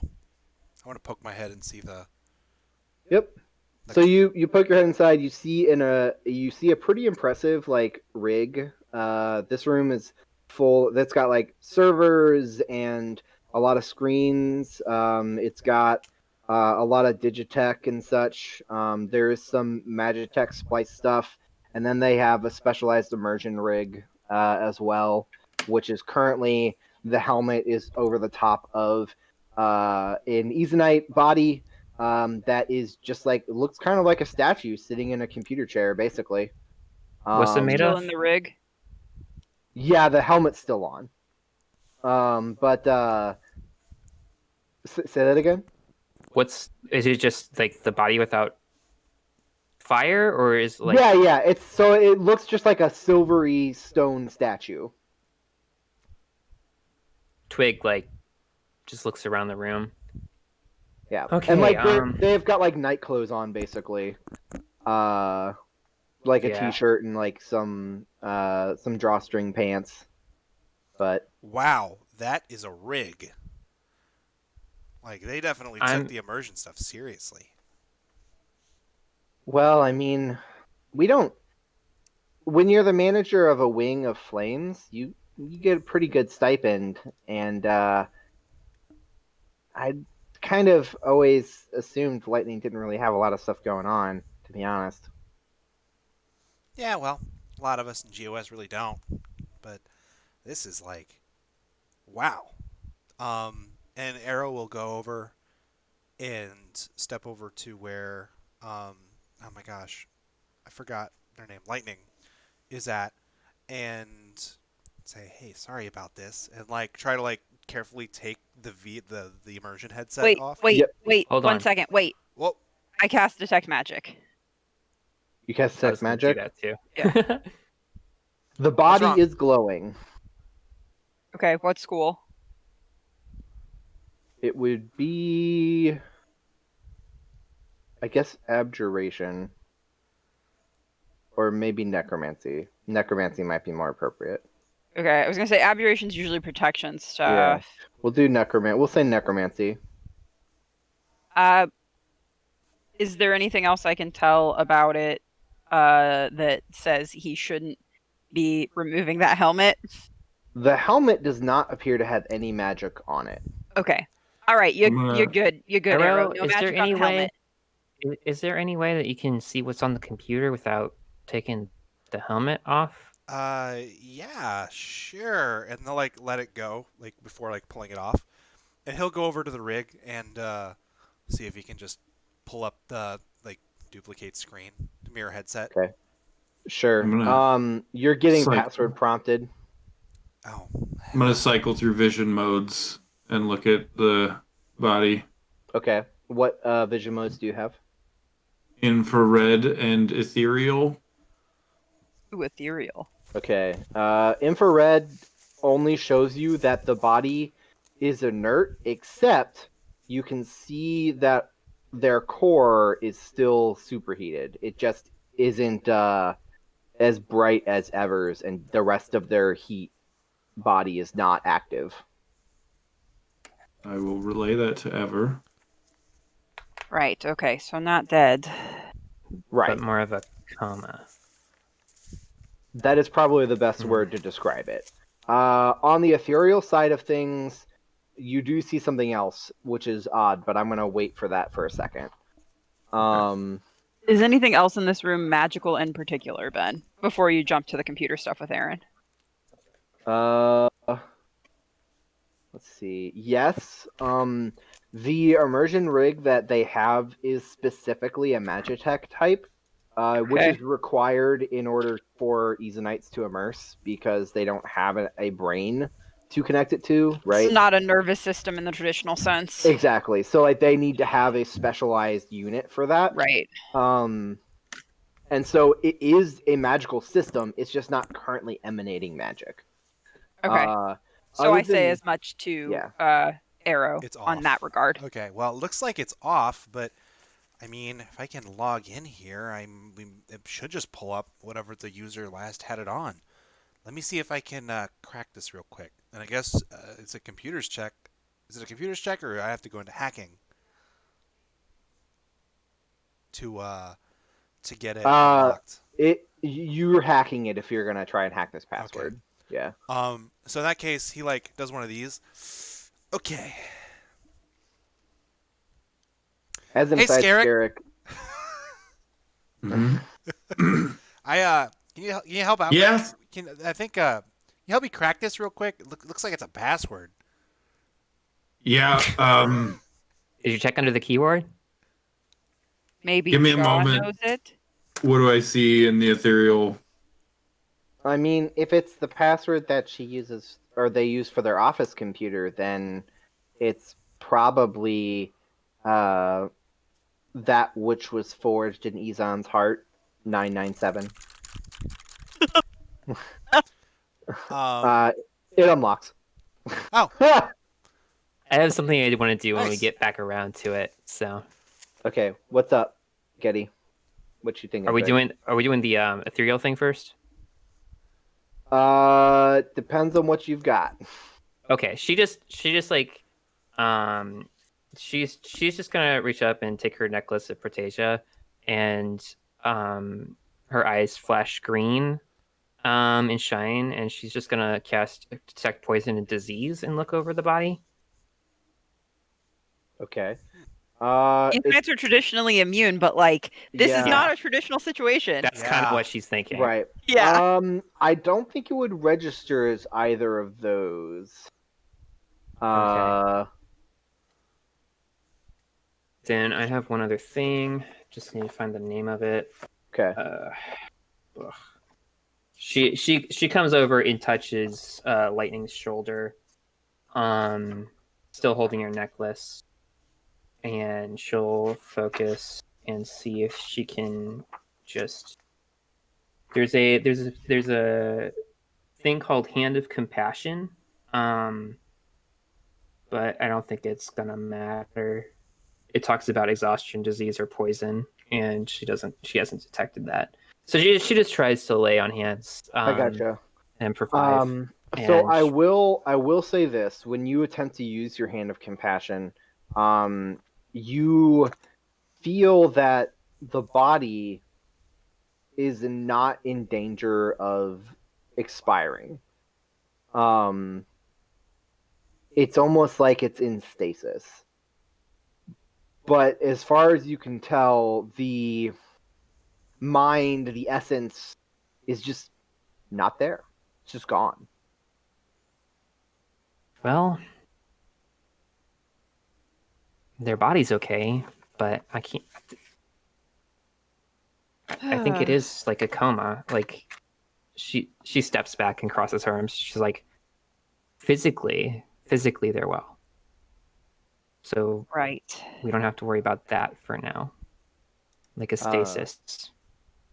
So Skerrik, you slip on your Spectre's spectacles, your new goggle set that you picked up from Maury's shop, and you flip on your ethereal sight.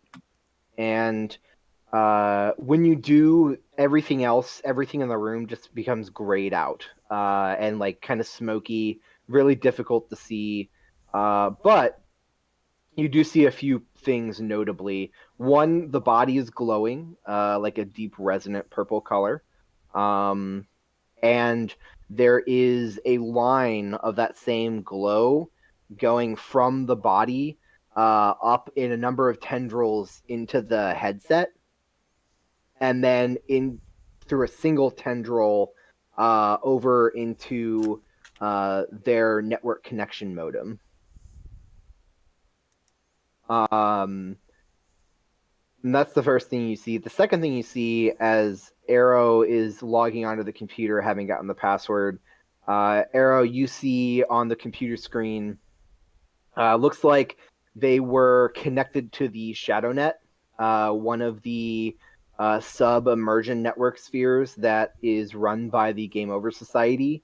Basically, not on the actual Combined Galactic Network, but on like their own private one, on the less government regulated area that doesn't really have. It's kind of the Wild West of the internet, and it looks like they had linked up to a site that had a temporary existence and password, but no longer exists. However, there is a IP address code on the page that you can maybe trace.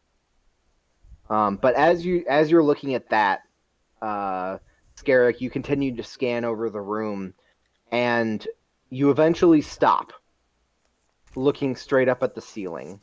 Oh boy. because there's something there hanging from it and watching you. It looks like a creature of sorts with arms and legs, except that all of their with 4 arms and 2 legs and 6 wings on its back of different kinds. It has a kind of skeletal facet to its face, which is currently turned completely backwards from the rest of its body, looking straight down at you guys. And it is shimmering in like a yellowish green color, and isn't visible. It doesn't. You definitely didn't see it when you came in the room, but it's looking down at you guys, looking at the body, and it sees that you see it. And when it does, its hollow eye sockets grow wider. I'm gonna just like look down and look around at everybody for a moment as they talk and say, well, I think I found lightning sleep paralysis demon. What? What? What? It is So, initiative. Oh no! Oh, good. It waited for the punch. Great, for And it. we can't see this thing. Great. Well, Skerrik, I think those Steve, those goggles are gonna pay off for you here. Ben, this is still the sweeps, right? For my survivalist location proficiency stuff. Oh boy. I'm glad I don't have They Mars weren't with wearing their me. headset. Ben, this is still the sweeps, right? Yeah, you're in the sweeps. Perfect. Yep.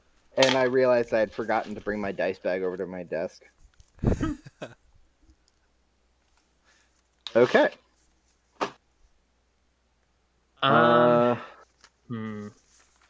Okay. Oh, my hair look goofy. I like how it's initiative, and Arrow's just like, I found an IP address. Hooray! You did it. Web's Mystery haunted. solved. Yes, Raz. Web's haunted. All right. Unpins grenade. Oh no. Skerrik, Web's what'd you get? haunted. 17. Okay. Twig. 17. Arrow. 12. Okay. And Ever. 15. All right. Skerrik, you're going to go ahead and go first because you're the only one that can see it. But you see as it leaps off of the ceiling and looks like it's planning on dropping directly on your face. How big is this? Sorry, I'm not the one to ask. It's about 3 feet tall, vaguely humanoid. So it's like a toddler is jumping on your face. It's like Your the words scene... cannot get any worse, Ben. This is horrifying. It's like the scene in the Santa Claus. No, What scene in the Santa Claus Sorry, I got my this? movies mixed up. It's like Santa Claus. Mixed up with what? Don't you remember when Tim Allen was dealing with the face hugger from hell? Oh no, we've killed Ben. We've killed the GM. No, I got it mixed up. It's like that scene in Jingle All the Way where they're in the warehouse and the little short Santa, or no, the elf, yeah, runs up and it's just like hanging on to the one guy's head, like punching. Never mind. Fuck. It's down. Well, Skerrik is going to respond to this by turning on his new toy, which is a shocking grasp glove, and ready to slap the shit out of it when it gets close enough. Go ahead and make an attack roll because it's jumping on you. Okay, cool. All right, that's going to be a 19. A 19?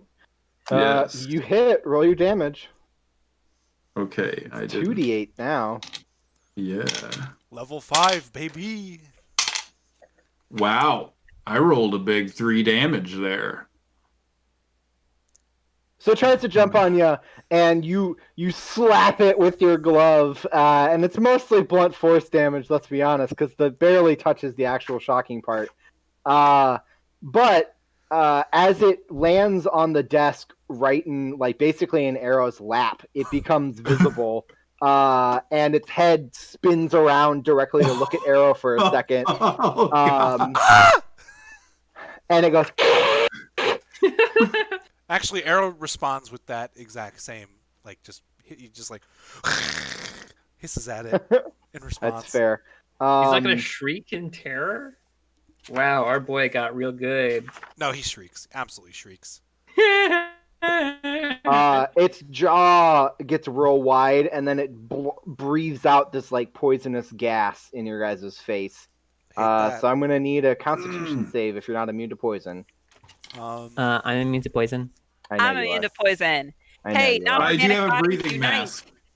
Yeah. I do have the breathing mask. To say, Skerrik has a mask. Here, You might have advantage, let me pull up then. our wonderful I think character your mask art. gives you advantage against. It's specifically a gas rebreather mask. Oh, so it might just make you immune. I think it makes you think that's immune what to it is. aerosol poisons, then. I gotcha. Well, this one hurts you if it touches your skin, so it's not about breathing it in.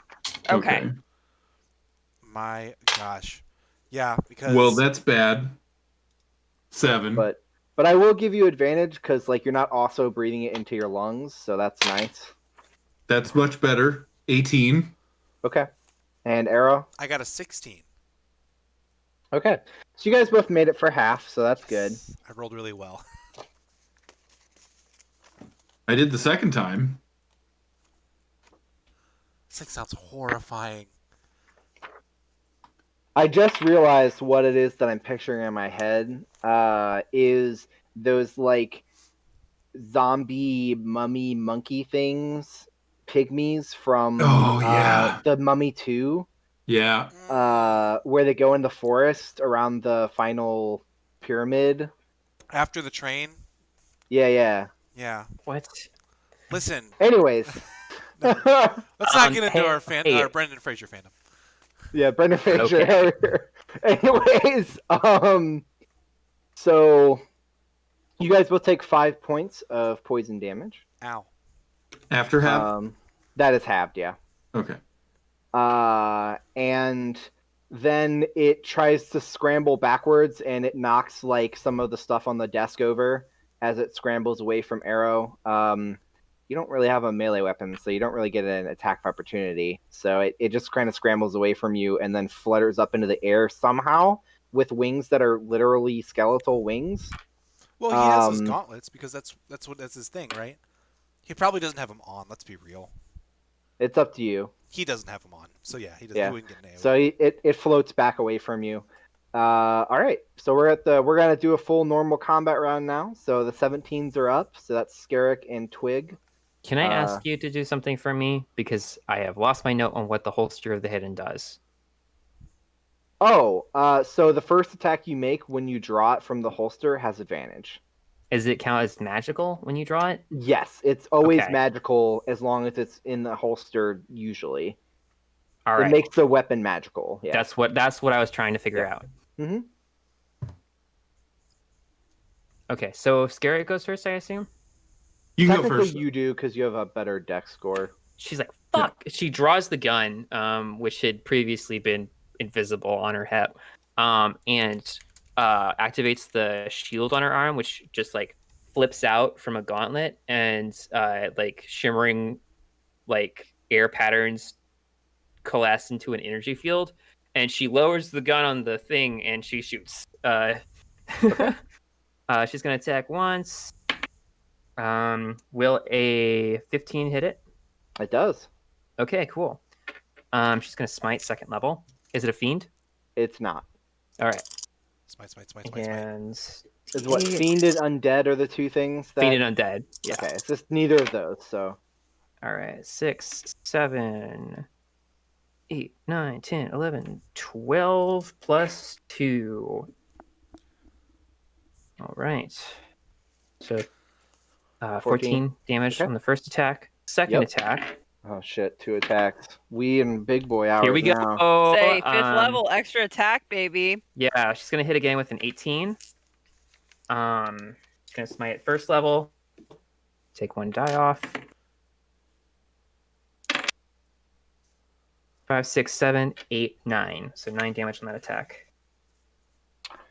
Okay.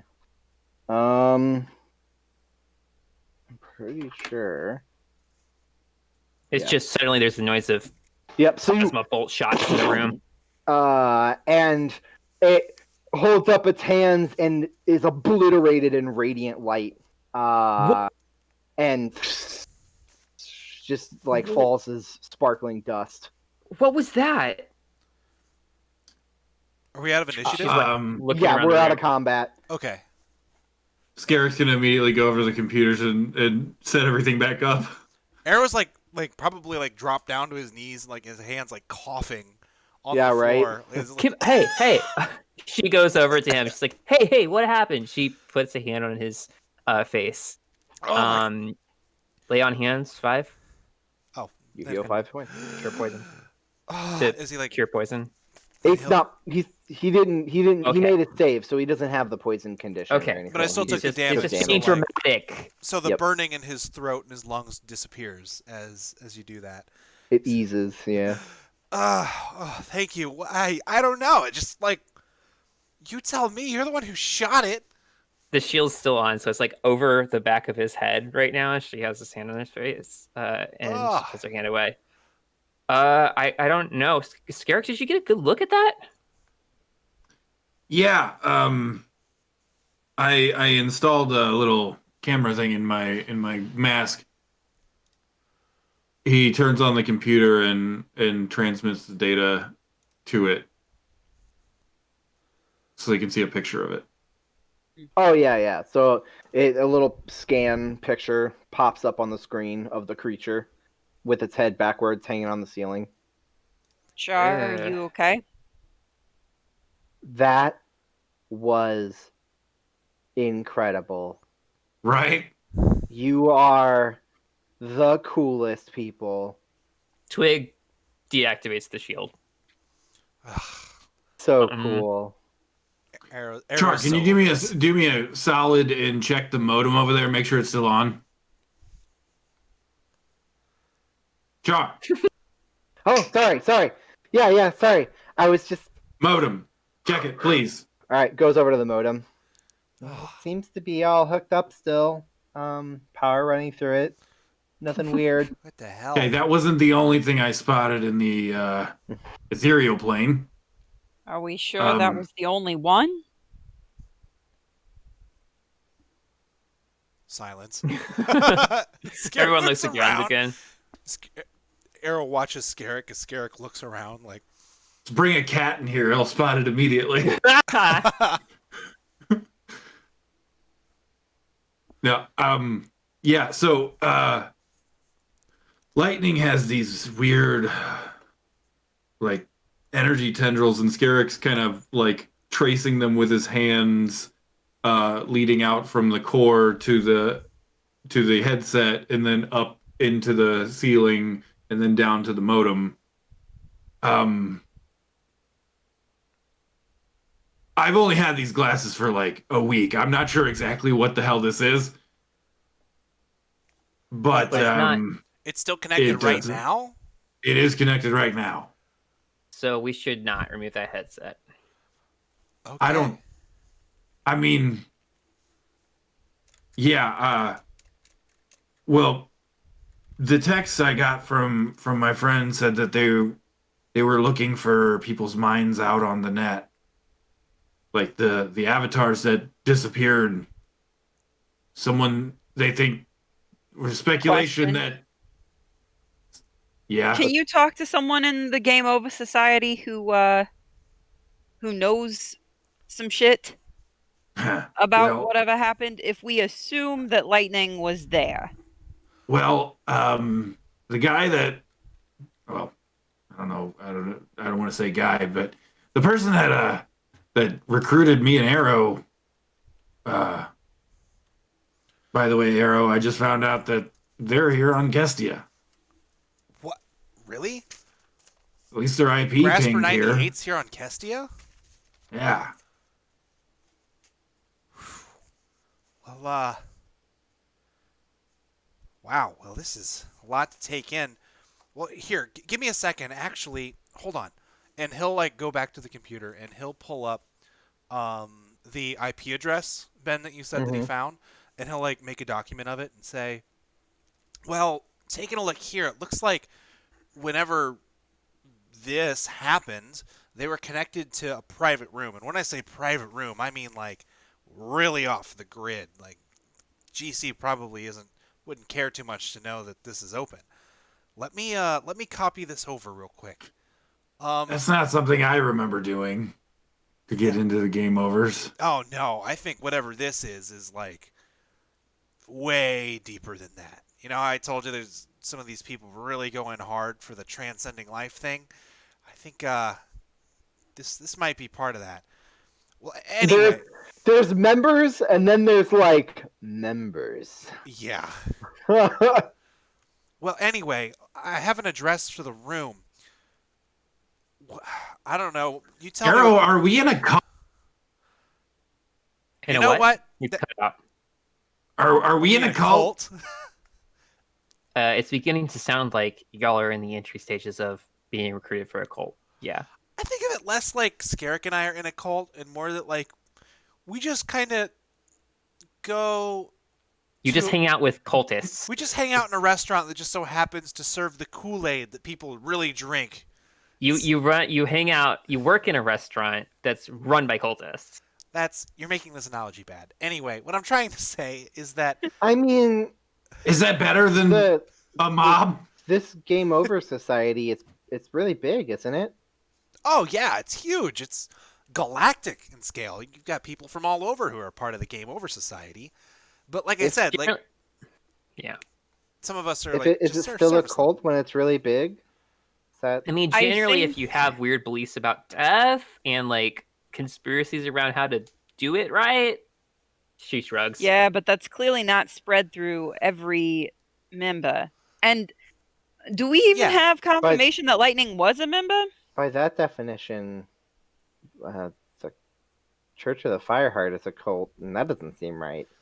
I think we're getting a little off the subject here. I mean, the fact that they had all the books. It's safe to say that Lightning was a member. Yeah, I think Lightning was definitely a member. But can we get a username or a picture of the avatar we'd be looking for online? That's what I'm trying to get at, is that I found this IP address, and like if Arrow tries to pull it up, is it a room? Yeah, it's basically just an empty room space in an emerging network. But what you can do is you can trace the physical server location where it's hosted to a physical place.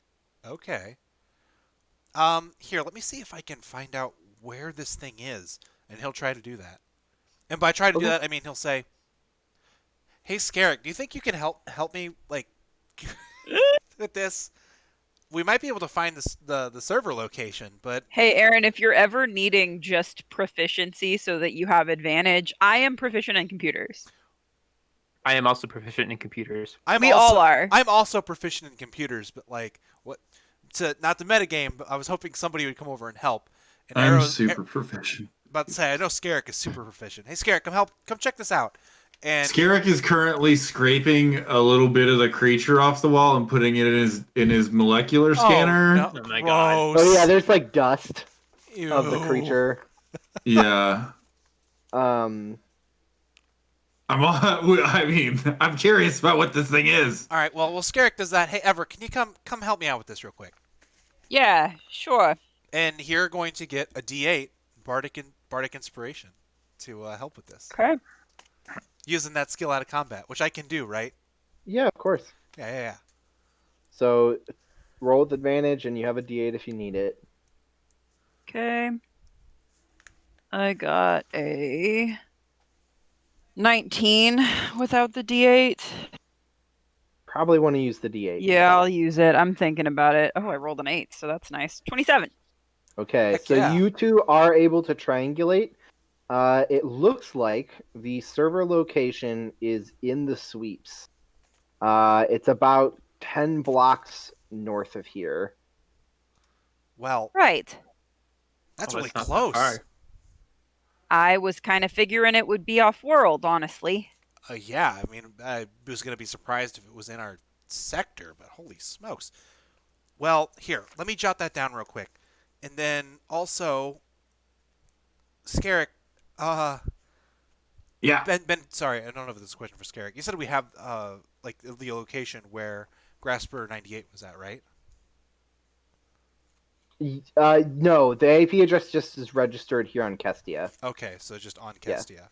Okay, Yeah. well, why don't we try to find where this room is being held? We might be able to figure out where Grasper is from there, and at very least, find out, more about what was going on in this room back when it was full.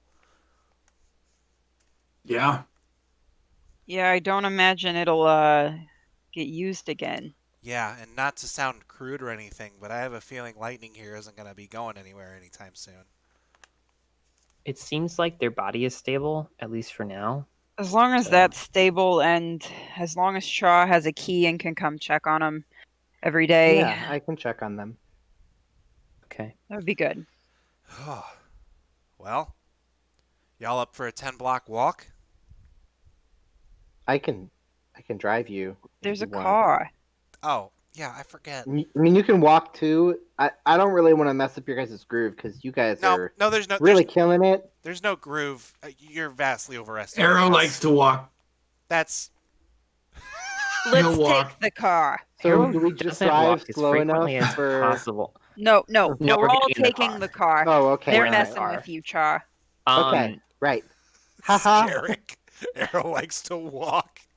Did y'all check in with your Game Over Society folks and see if they know who was on that night? Like, I mean, Yeah, there's Not- no not ev- list of names. Just it's some usernames that. no way to tell who or where they were. Twig, not every gamer knows every other gamer. It doesn't work like that. I mean, yeah. You're Don't in assume. You're in the Don't same assume, cult. Twig. We're in different levels of the cult. We're like, Twig, maybe we cool it with the throwing out the word cult about everything, because Chaw has a good point. If it is for a cult that it's a big group of people that has weird ideas about death and stuff, then yeah, Flames is a cult also. So Yeah, I And mean, like I said, saying that that Flames doesn't is a seem cult. right. I am It's not like saying that any- Flames is a cult. I'm any saying social group. Pings is weird to me. Yeah, I any mean, social it seems group will have weird, their for sure. fanatics. And we're gonna Like- get to the bottom of it, but we don't even know if it's like part of the Game Over Society's weird initiation or things they're trying to do or what. All Yeah. right. Like Just that weird creature thing that was here is something else. Yep. one step at a All time. right. So as we're Yeah, getting I have a feeling I'm gonna regret getting these glasses. I don't regret you getting those glasses. Your molecular scanner pings with results, and you Huh. take a look, start flipping through them. It's registering a bunch of molecules that are known, so that's a positive. All of those molecules are registered in the Glittering Republic database as Night Veil originating.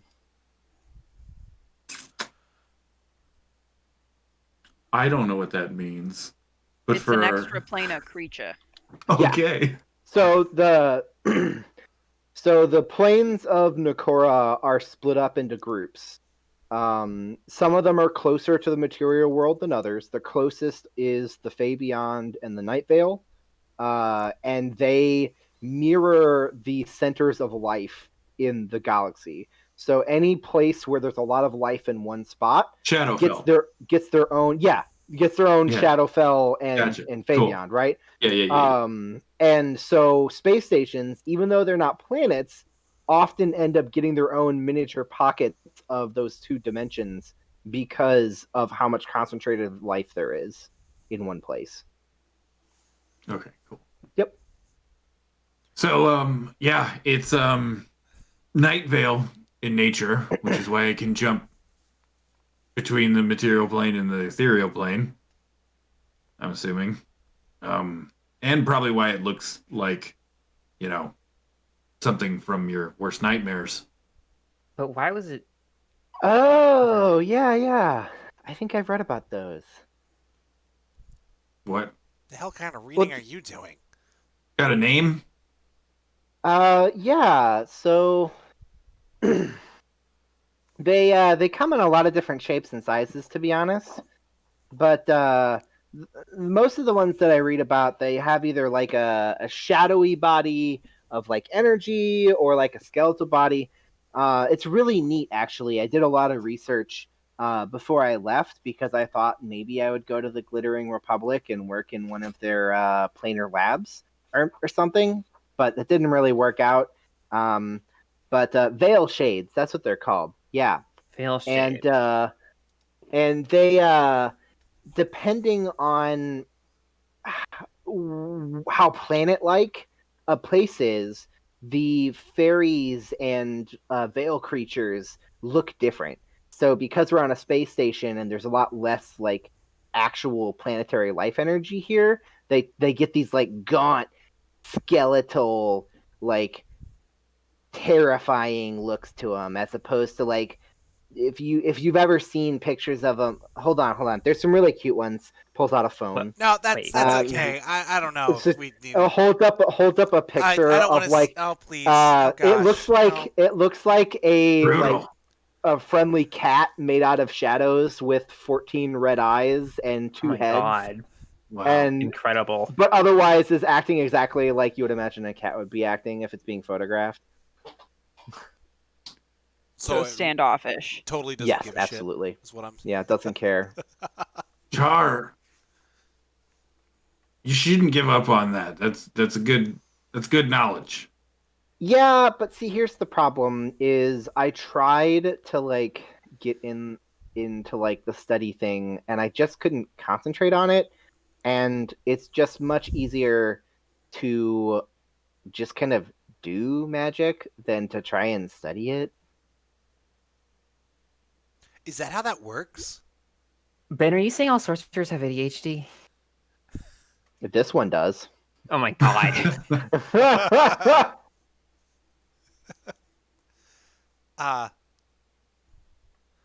Char, I see your value. That's Oh. a weird way to say that. Well, thank you. I see your value too, Skerrik. Thank you. you for the community yes. reference. I would say anybody else get a community reference. That's like my fourth one of the night. Yes, I know. I know. All right, shall we get in the car then? Yeah. Yes. Might as well. Okay. As we climb into the car, Arrow's like, by the way, if you really think about it, if you really want to like expand on the thought, the curators are kind of a cult. No, they're a historical society. Yeah. Archival. And they're a cult. Maybe Like I we said just stop, before. maybe we just stop calling things cults. for now. I'm fine with that rule. Every social group's gonna have their fanatics, right? Like some people play D&D, some people LARP. Are you saying that But they're the all LARP cultists. Society are cultists? Oh my gosh. We just lost 5 listeners. Me. I disconnected during this conversation. Oh my gosh. So we get in the car. All right. Yep. Drives 10 blocks. And you check the coordinates again because it also has like a z-axis or has like a XYZ axis coordinate, right? And it stops. You tell them to stop, and you look out the car and up to the top of one of the tallest buildings in the sweeps because the servers are definitely at the top. They're definitely all the way up there. And as Arrow says this, Twig, you glance out and you look at the building and you know it's at the top. And you know who owns this building and who lives at the top of this building. Oh? Indeed. Because the person who lives all the way at the top of this building is Hazel Narayan, the richest person in the sweeps. Hazel Nurayan. That Okay. sounds like a drug lord name. We Oh. met her, I thought, or You've- did something related to her. Nope. You you heard spell her about last name? her. Noraen. I don't know what to say. You've heard about him. They are Hazel Narayan, wealthy sweeps resident, they, them, benefactor, question mark, of a museum. The Luan 201 or the Watch one? the Watch one. The The watch. Watch one. Oh. Yeah, Oh no. they're the wealthy benefactor for that museum. Oh no. That's why I recognize the name. So you all look up Yeah, there. I knew I heard that before. And Twig, who knows the sweeps like the back of her hand, you know that this is Hazel's building, and that's Hazel's penthouse that they never leave, basically, according to Well? rumor. Got some weird news about your cult leader. I thought we agreed on no cults. Yeah, Twig, if you're gonna continue to flout the agreed upon boundaries that we have set, then I am going Boundaries? to He just be called the creators a cult. All right, whatever, fine. We can draw a piece over this or whatever. Hazel Nurayan is probably your guy. Wait, you mean? Wait, The richest person in the sweeps? that Hazel? Yeah. I The actually watch think. guy? So do you all want to try and covert do this one, or do we want to try to get a legitimate audience? Well, it's been a while since we've done an episode. No, that's a real question, Skerrik. Do you want to do it the sneaky way or the legitimate way? Well, you're the one telling me I should stop telling people who we are and why we're here, so... I mean, Oh, either. I mean, I'm not going to say exactly why we're here. I just mean the going in through the front door or climbing up the side of a building. Oh yeah, I don't Skerrik's still particularly in want to March. try this security. We're gonna make manager. a scene no matter what. Oh my god. Right. I pull out my comm and I dial Mahogany Jones. Oh, gosh. Rings a few times, and then... Hello, this is Jones's office. Right. Is Mahogany in? Can I speak to her? Speaking. Hi, Ms. Jones. It's Eva. You might remember me from bailing Oswin out of his whole deal. I absolutely do not. Right. Well, you gave me your phone number as part of a favor. Remember? Because we did you a favor, so you're doing me a favor now. It's really an easy favor, too. I need you to get me an invitation to Hazel Narayan's penthouse. That's all. Hazel Narayan. Yeah. The recluse. You're a money gal, right? The recluse who doesn't see people. Right, Ever. right, yes. It can be whatever, like however long it takes to work that out. You could even just put me in touch with them. What was the favor that you did for me again? I seem to be...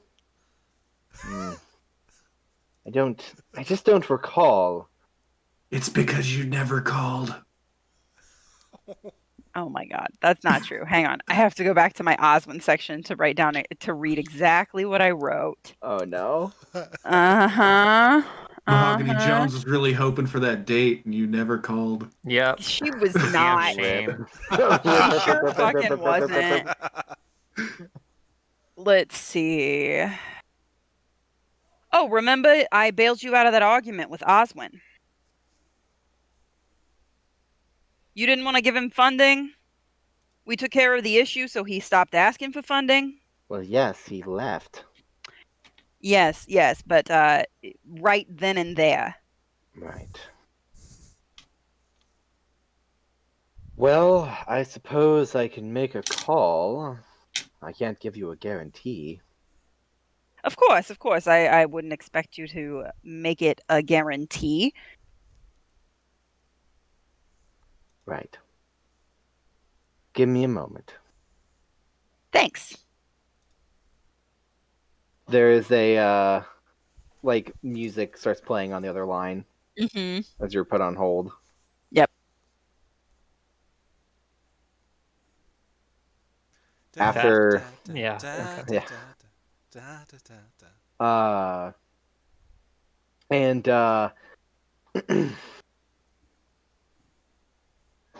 as you're listening to the hold music, Skerrik, you're kind of like in Mars, and you kind of slide to the side a little bit, and you kind of glance up to the upper building, and your spectacles pop on for a second, and crawling atop the building is about 40 of those things that you just killed. All over the upper part of the building. What? Where are we? You're in the car at the down in front of this large skyscraper, basically. One of the only real ones here in the sweeps. It's like 20 stories tall. Where we were just in Lightnings, or We went from Lightning It's like down 10 blocks street 10 down. blocks. They're like 10 blocks away. okay, this was where the server. The servers are, yeah. Okay. Well, I think I know where that shade thing came from. What? Where are they? What? Everybody stay in the car for the moment. Are they around the car? Where are they, Skerrik? You ever do that thing where the window is closed in your car, but you still grab the window thing and try to see if it Skerrick's goes up gonna try to patch a direct feed through to everybody. So Okay. they can see what he sees. So on your phones and stuff. And you see them, they're crawling over the top of the building like a swarm of flies. Oh. That's upsetting. Mm-hmm. Can you Any be foot quiet? I am traffic on the around us? phone. I show it to Char. Oh wow, that's a lot of veil shades.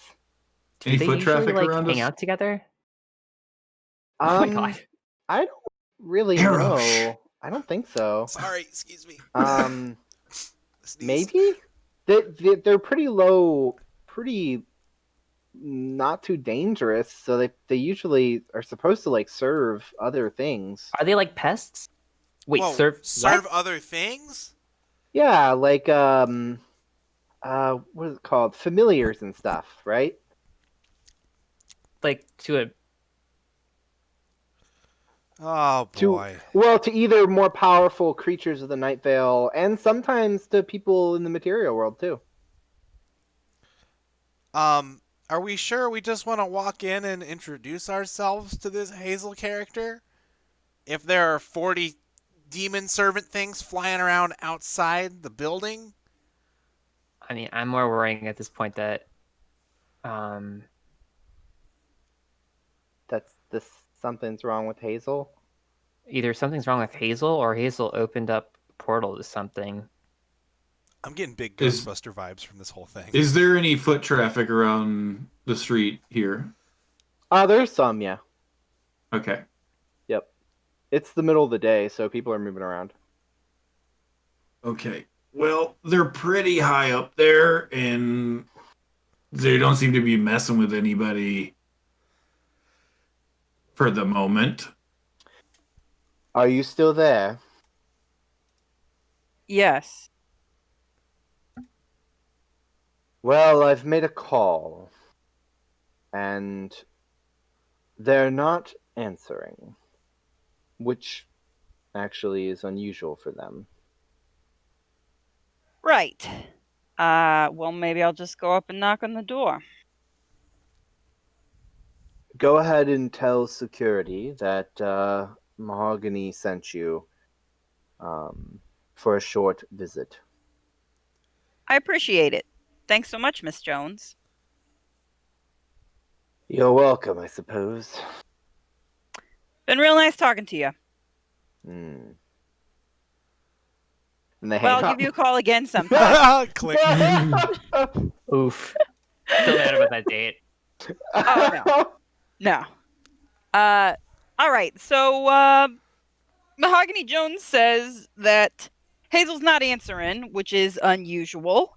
That sounds like an emergency. We're supposed to give her name at security, and then we can just go on up. All right. Well, they might be in danger, so front door it is. All right. Let me just park and oh man. Let's see. I think I have like a crowbar in the back or something. No, don't worry about I don't know that, if that's- Char, all right? Stay with the car. Mars's hand shifts into the claw. Are you? I should stay. Stay at the car. You can come with us, but you don't need to grab a crowbar or anything. Okay. Well, there's also you saw that thing, so are you sure? I've never been more sure of anything in my life. All right, you're in, kid. You're in, kid. We don't have health insurance, so it's okay. Flames provides everything health-wise for Eezonites. Fuck, let's go. Looks and ever. You're insured? We can talk about it later. This really explains the grenade thing. Grenade Lady has great health coverage. Some of the best of the galaxy. Oh my gosh. So you head in, you give security Mahogany's name, and they said, all right, we'll buzz you up, but Hazel is not a fan of visitors. So we've been told. Right. Okay. Elevator's unlocked. 20th floor. We hop in the elevator and punch the button. It zooms up to the top, and there's a little ding Plasma at the shield. end. Shield The of doors faith. slide open, When you do that, Arrow's like, shit, my glove. Okay, I guess. and there is just one small hallway to a door, and the door is slightly ajar, and it looks like it was broken down. All right. Everyone be ready for trouble as soon as we get in. Mars is gonna run detect magic. The way this has been going, we are the trouble. There's some remnant auras around here, for sure. All right, Ben. I'm going to go up to the door and edge my way inside. Okay. You start to edge your way inside, and the door kind of like pushes a little bit, and there's just not much holding it closed, so it just slides open. And everyone sees inside the main entry room, which has some overturned, torn up couches, and it just looks like a really nasty fight took place here. And standing in the center of the chaos, as a roughly 15-foot long serpentine creature slides around and looks at you with multi-iridescence of vague unreality sparkling down its sides, and multiple eyes and mouths opening and closing across its body, and then wings appearing and then vanishing, and limbs doing the same thing as it turns and looks at you, and then it roars. Hazel? And we're going to go ahead and call it there for today. Thank you for coming. Thank you for viewing Season 2's Episode 1. Oh my God. We'll pick up from there. My yes. goodness. You can catch us at Starwyrms on Twitter. We're Spaceships and Starwyrms on Facebook, so facebook.com/Starwyrms. And if you have any questions or comments, you can reach us at spaceshipsandstarworms@gmail.com. As we said, we'll have that Season 1 recap up on YouTube, and you can expect the episodes of Season 2 to start airing usually a day or two after the stream. So thank you so much for tuning in. We have our time for the next session already. Yes, we'll be back in 2 weeks at 7 p.m. So next week's the inauguration in the U.S., And then the week Yay. after that, we'll be back on stream. All right. 27th. Yep. We'll see everybody on January 27th. Thanks so much. Thank you. See ya. Bye.